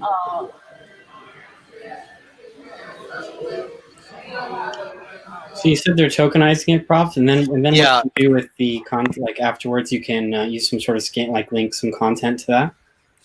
Yeah, so let's let Evan explain the concept of tokenizing like real world collectibles. Yeah, no problem. Can you guys hear me? Yeah. We can. Yeah. So I think there's multiple ways that this could be utilized, right? I think there's the obvious. Okay, now you have a digital scan of an item. You can then issue it onto a blockchain, so it's a unique item based on that visual, the visual appearance there, which I think is like step one. Totally an interesting application of this. But I think what Pravi is trying to get me to kind of touch on is there's this whole other side of the house that we work on as well, where there's a kind of synergy between the physical and digital worlds. And so I know we're working with some brands and some different IP licensors right now on having an ability with either their existing physical products to be scanned and or QR coded in, or a purely digital item that basically you issue it, it becomes a NFT, a non-fungible token, which is really just a unique asset stored on a blockchain. So it's the provenance, it's the authenticity, it's the uniqueness of that particular asset itself. Then once that's created on the blockchain, especially with the graphics that he just showed, you can store that in the metadata. And then what you can do is you can put that into a game, theoretically, and not even theoretically, easily. And then theoretically, I guess, would be we have this concept of redeeming things in real life. So if you, for instance, a Star Wars collection, right? If you collected all of the Episode 3, items, I'm just trying to put together a rough analogy here. Then what we could ultimately do is if you complete a collection with those smart contracts, we can actually, automatically give you a redemption ability where you just plug in your address and we'd actually ship you a physical collectible because you either achieved some sort of goal in game and or, completed a collection. There's an infinite amount of kind of routes you can go there. But I think the key is that it's unique, it's transferable, you own it. And then once you own it, there's secondary markets and other pieces there. Looks like somebody might have had a question. Yeah, Luis. Yeah. Yeah, I had a question about the actual objects. Do you end up 3D printing it? Do you resin print? How would you create the character once you scan it to like reproduce? And also the audience, if you guys are watching on live stream, you can type into the comments, and the presenters will also answer your questions on live stream as well, whether you're on Twitter or YouTube or Facebook or wherever you are, or Twitch. Yeah, so I think to answer your question, Luis, there's many ways to skin a cat. In this case, you could totally do 3D printing. We've done it before. In some cases, we're doing with Topps baseball cards right now, and they actually have Star Wars as one of their IP as well. But in that particular case, something that we're discussing and things that we've kind of spitballed on is we'd actually manufacture a card. So for baseball cards, based on your collection and the performance of the team during the season, we can actually then issue a card created in a factory. Again, 3D printing would be epic. I think that's probably the next iteration. I think, it's a little bit of baby steps right now, but I would love to see, the actual assets be created first in game, and then we go off and 3D print those, and actually send them off to the person for possession. Yeah, like maybe your game character. I asked because, yeah. Oh, No, sorry, keep going. sorry to interrupt. I was going to say maybe some sort of unique game event, like you get shot and you get some wound or something like that, right? And that kind of leaves stuff on your character or something like that, and then you could print some sort of in-game content that's been randomly generated in-game. Yeah, that's cool. Yeah, and then even tournaments, right? You could ultimately use a particular NFT, like Prague just showed. You could scan it. There's a million ways you could create them. You could create them purely digitally, and then, like you said, Kurt, yeah, based on your performance in that tournament, maybe you got shot, but ultimately even just like kill counts, wins, things like that could be projected on there and created. Can also just be a purely digital play as well, where there's stat tracking and other things that are associated with those items.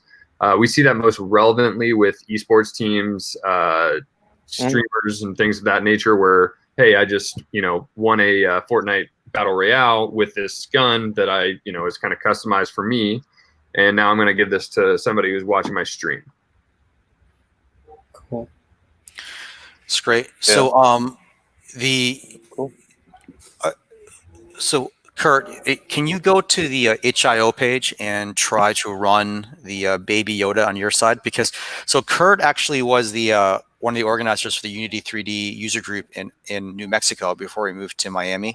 So he's a regular speaker for us at our Unity 3D user group here. So I'll let Kurt share his screen and we'll play Baby Yoda. Sure. And then I already have the. In the meantime, while he's loading that, I already have loaded the X-wing game, the Dark Forces game. So we'll play that on my side.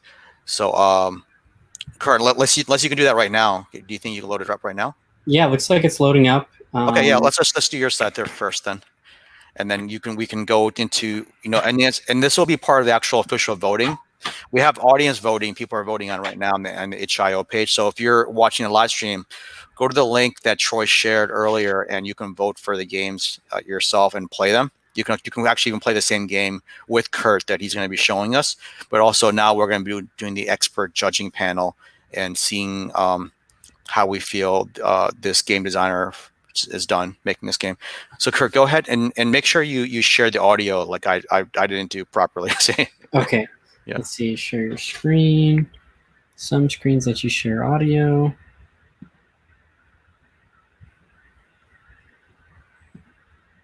Okay. Great. Yeah. Is that coming through with audio and everything? There's no audio yet. I don't hear anything yet.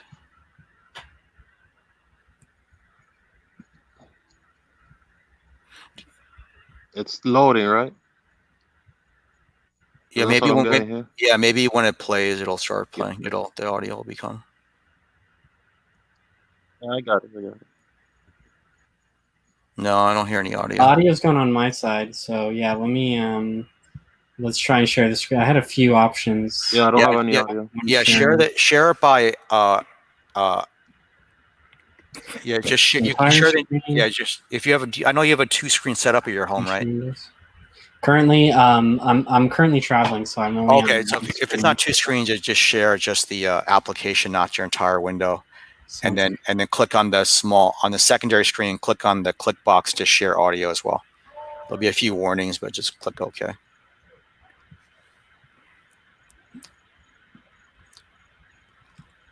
I don't see that. Oh. Okay, that's fine. We can just do their best. If you can maximize this as well now on the lower right. Yeah, great. Yeah, maximize it, but I died. But yeah, let's try again. That's pretty cool. So let's start anew. I failed to get Baby Yoda to safety. Let's try this again. We got to get this Yoda to safety. Here he is. I'm Yoda. Help me. It's pretty cute little arm animation there, and I like how the ship comes in. It's pretty funny. So one of my first questions is if these pillars are randomly generated in place, which actually it kind of looks like it is. It's already different. And this camera work is pretty interesting, how it the ship kind of goes way to the side. That's actually a pretty interesting touch. It makes it feel like there's a little more motion and stuff going on than there actually is. Let's try a few run-throughs. Yeah, let's see if you can actually get to if there's an end to the canyon. See if actually try to not crash. Let's see what happens. It's nice particle effects and lighting. He just gets beamed up. Yoda just gets beamed up. So are you actually controlling her now with your WASD or mouse? All right, great. WSAD. All right, great. So yeah, it looks like he's got some different I kind of wasn't expecting to die there, but I did. Yeah, I think you have to go up then, or I didn't. I think your mouse also could work as well. Okay, let's maybe try. You actually have to go. It looks like this planet is even moving a little bit in the background, or maybe it's just parallax from the camera. It's got this big old sun here. Okay, yeah, I'll see if I can go up. Yeah, okay.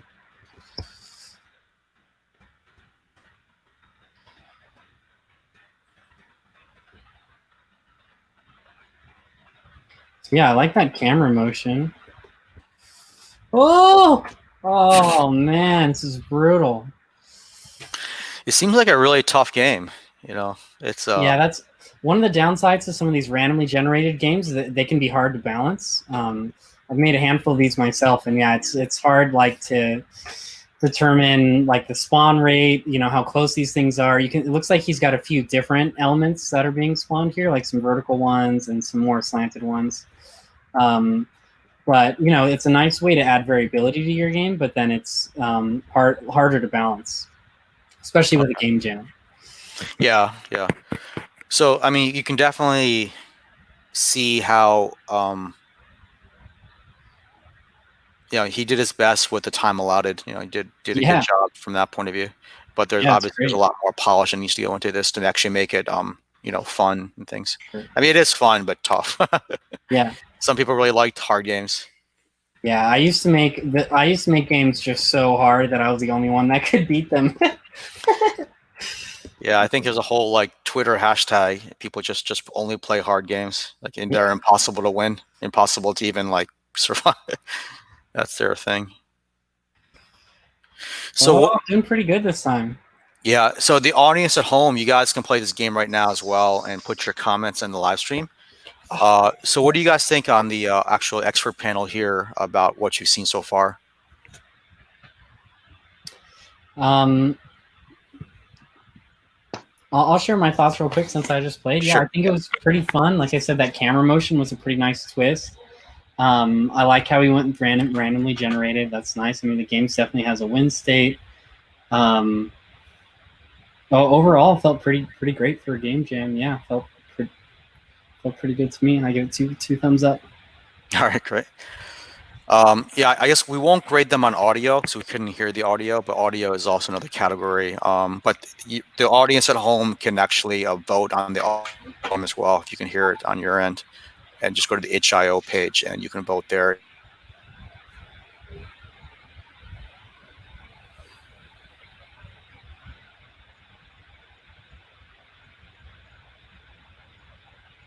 Yeah, I think to add a little bit. No, I might have. Let's see. I'm still here. I think. Oh yeah, I don't know what happened there. Yeah, we all cut out for a second. At least I cut out to all you guys. All right. Yeah, I was saying. Yeah, if your audience at home, you guys can vote on the game, the different categories, and you can listen to the audio at home. Are there any other comments from the expert panel on this game? All right. We'll play the next game now. So that game was a Unity 3D game. And if the Kevin's taking a message saying, yeah, he's having a problem. Okay. Anyways, we'll play the Unreal Engine game now. The Dark Forces, the X-Wing attack run. So let me get that up and running here.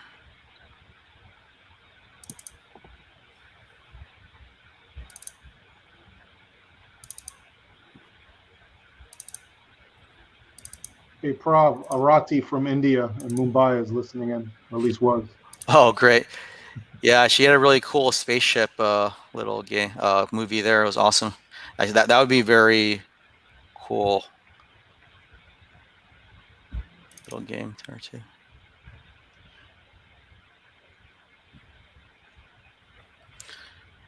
Yeah, I think on that last one, if you know, some other tweaks he could have done is change like the scale of items randomly, or maybe have created some content vertically. Once I went up into the sky, it was kind of easy to dodge a lot of that stuff really, but it could have had different stuff that made me go back down a little bit too. You know, you can start getting to a little more level design there once you got the initial constraints set up.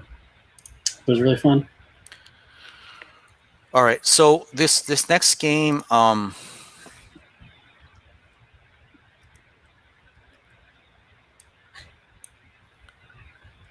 yeah, I'm gonna share my screen first and then pull up because it keeps defaulting to my main screen rather than my secondary monitor. So I'm gonna have to share my entire screen. So let me do that. It's gonna be a little bit. All right.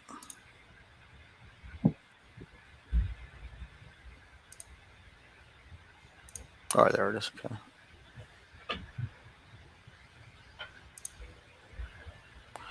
Can you guys hear the sound? No. No. No. Yeah, look at that sky. Wow. Yeah, I'm gonna share it again.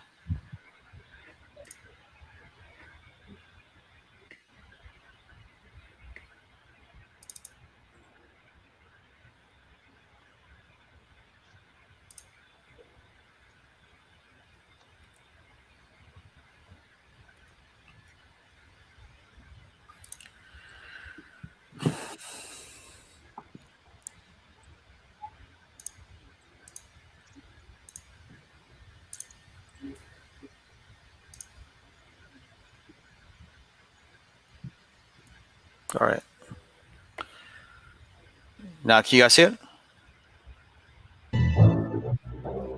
Yeah, and audio too. All right, great. So you guys saw the trailer earlier of the X-wing fighter like flying through and doing the attack run. So basically, he looked at valleys here, and they're actually enemies in his video. So let's try to find some enemies, or maybe take some time for them to appear. Can you shoot? Doesn't seem like it. I didn't see him shoot in the trailer either. Yeah. But he did mention that he doesn't have occlusion working, so like, yeah, see, I can fly through the collision devices, yeah. But you know, I mean, this is a 5-day game jam, so yeah, so it'll be a big ship to set up all those gliders. Yeah. So right now, it looks like the sky is changing, right? It's getting darker. Like in the trailer, it was kind of bright, so it seems like there's some. I mean, Unreal Engine doesn't really have the same concept of skyboxes as a similar concept, but that thunder looks good. Yeah, and the first thing that opened up when I opened up the executable, he sent me the source code as well, but was it came up with Steam VR. So at first I thought this is also a VR game. Perhaps it is, but I think they're using the the template, the out-of-the-box template for 3D games, which comes with Steam VR in Unreal Engine. So there might be a lot of extra things going into this game that he can use for later on to make this into a VR game. So it doesn't seem like I can really accelerate, but I can move around. That's kind of cool. And he did tell me on messaging that he used the built-in flight controller for Unreal Engine. It's pretty responsive, but I don't think we can really grade him on that because that's already built into the engine. But it feels pretty good to fly. Yeah, it looks like to me at least most of the custom work here is like the UI elements there, like that HUD and kind of the sky effects. Yeah. I definitely like the little maps he makes, the mini maps. But the perspective and yeah, like Paul was saying, the lightning is pretty sick. It gives it a really good feeling. And the music stopped, so I'm wondering. Probably not set to loop or something. Yeah. I guess that's one of the downsides of not using programming when you make a game. It's really good for prototyping, but little things like that I think could throw you off to make a polished project. And then so right now, like I want to try to accelerate, but I don't think I really can unless I can't figure out the controls, because immediately when you play this game, it opens up the full screen. So let me enter, and you can't really shut it off until I hit Alt F4. So I'm gonna do that. So let's go to his itch.io page. Pull it up too. I'm gonna stop sharing again so I can upload the other page here.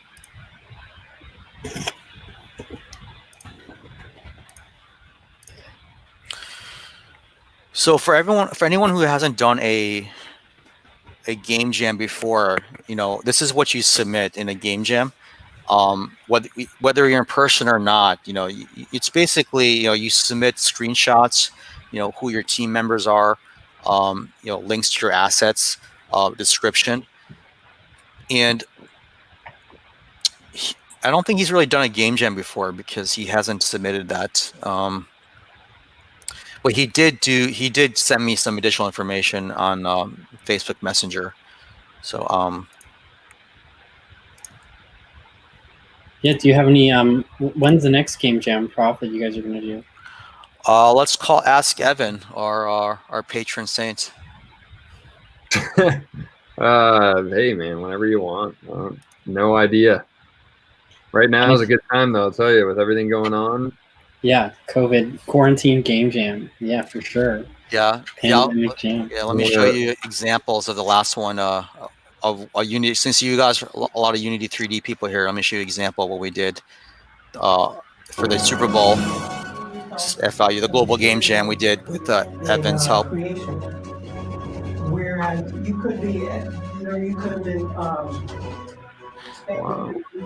That's our Unreal Engine crew. So we did Unreal Engine and Unity, but we taught Unity with blockchain for this game jam. Very cool. And with had Magic Leap's help on this as well.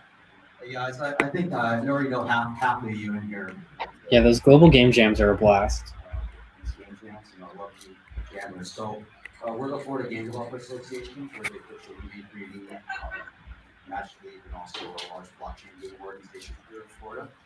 So we actually represent the entire state of Florida as CES for the IEEE AR, VR. Yeah, Paul was there for that as well at CES, and Kevin Winston. Very cool. Yeah, it'd be really cool. You mentioned that other game dev group, that I was a part of is Albuquerque Game Developers Guild. We should do some sort of cross jam or get like I've been meaning to talk to. We should get like some sister city game jams going. Yeah, definitely. And then when you guys come to an in-person game jam, or even virtual, I think we can do it as part of it is, we normally do a lot of educational things. So we'll do one with Evan, basically a workshop, but this is the one we did that day for the Super Bowl a couple months ago, the game jam. So this one we actually shot in virtual reality. So we did a little Unity 3D training in VR. Oh, whoa. This is sweet. Hey, welcome to Global Game Jam. Is it frozen, or are you guys seeing it? It's frozen. It's loading the screen coming in. That's a 360 video, I believe. I'm hearing it, but it's not playing. There you go. There it is. There we are. Yeah. So let me put this in the chat for Troy to share with the live stream audience so they can watch this in VR. So this was just a couple months ago. Hey, Prav, I do have to drop here in a second just to let you know. All right. But I massively appreciate you guys having me on. I will definitely vote. I think both of these are insanely impressive for 5 days. And it's incredible you can do that without coding. So I'm happy to answer any other questions. Probably you can text me. I gotta jump off for 1 hour here. Okay, great. Yeah, thanks for joining us all the way from Los Angeles, 7. Hey, I think it's the easiest time frame for me, but I got to jump on a call really quick. But thank you guys, and have a good rest of the event. Great. Thanks, Evan. Fourth be with you. Yes, thank you. All right, so Troy, for the live stream audience, just shared the VR video, so you guys can get a mini training in Unity 3D. So in that training we delivered at FIU for a global game jam, we showed people how to make a first-person zombie shooter game. It was like it's just an 37-minute training, so it's definitely worth your time to watch that in VR.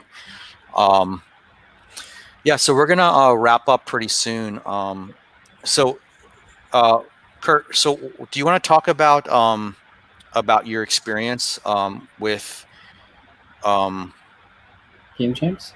Yeah, your game jams. You're talking about how you did that at Albuquerque, and then we'll bring it back to Star Wars Day as well. Sure. Yeah. Yeah, game jams are just a great opportunity to learn new skills. That's actually one of the first things I did getting started in the industry, was attending game jams. And at that time, I didn't know how to program, but I sat next to a friend who did, and kind of just my first game jam, I basically just watched over someone's shoulder and helped however I could.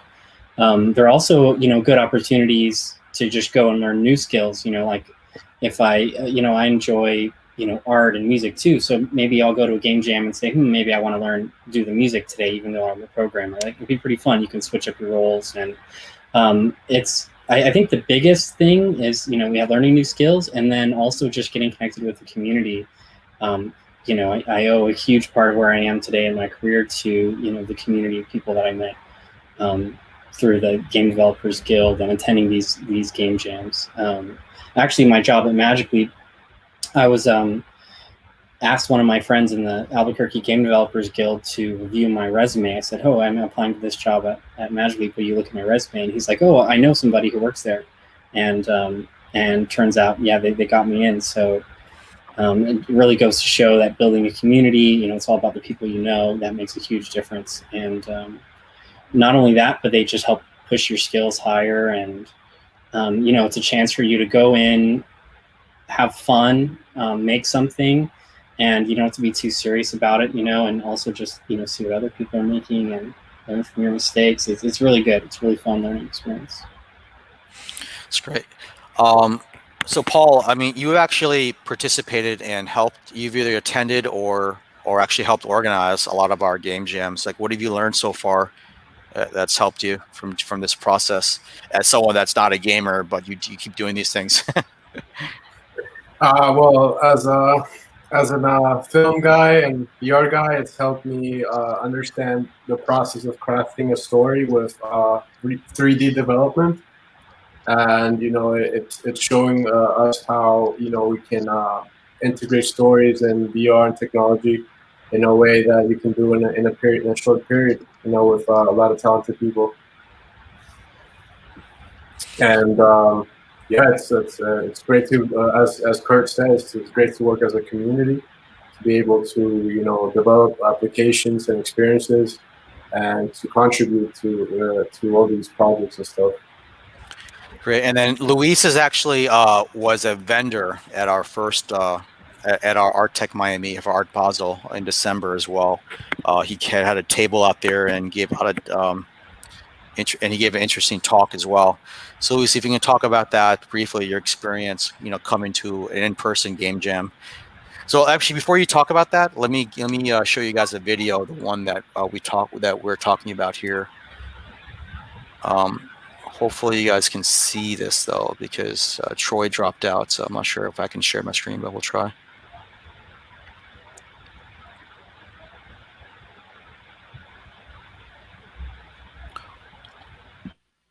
Actually, I'm gonna share Kurt's first video of his first talk at in Miami. He did a talk at Magic at Miami-Dade College. Let me see if I can do that.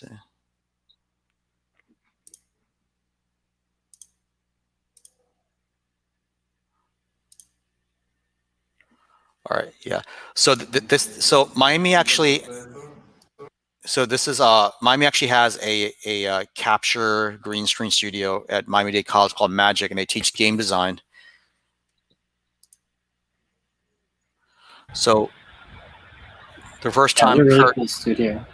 Yeah, really cool studio. The guy there built this whole program from the ground up. He designed the building. He designed the whole freaking building, and what the whole curriculum and everything, really cool. And then you kind of built, it's like a hands-on curriculum where you're building games, and then I think it's connected directly with game studios, where he's kind of like building partnerships with game studios and helping people get into the industry and get new jobs. Really cool place. Yeah, and they have it's basically through a community college, so the cost of tuition is minuscule compared to going to like Full Sail or something, in Orlando. Yeah. So that's the first time we met, Kurt, and then We've been and friends ever actually, since. yeah. Let's do the. I can't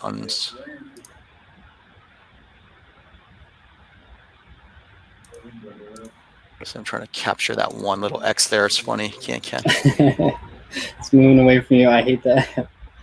All right, we'll stop sharing. All right, so I think we're gonna wrap up soon here. Troy, do you want to? We're gonna wrap up. So I think this is pretty good. It's been entertaining. Happy Star Wars Day, everyone, and maybe last thoughts so we can go around. It was neat, man. I enjoyed it for sure. This is something that I've not participated in before, so it was quite exciting. Yeah, and thanks everyone for participating. I'm gonna try those games out. That's Yeah, for sure. and then we'll try to find a way to share the stuff that people didn't put on itch. They put on just message me. So we'll find a way to let people share their work. But yeah, a lot of people work really hard for Star Wars Day. It's a lot of Star Wars fans down here apparently. Heck yeah. Yeah, thanks for having us, Troy. Thanks for hosting Prov. Nice to meet the rest of you gentlemen. Nice Great. to meet you guys, and yeah, thanks for hosting, Troy. Absolutely, guys. We'll do it again sometime. All right, guys. Absolutely. Have a good evening. All right, I go. All right. Bye-bye now.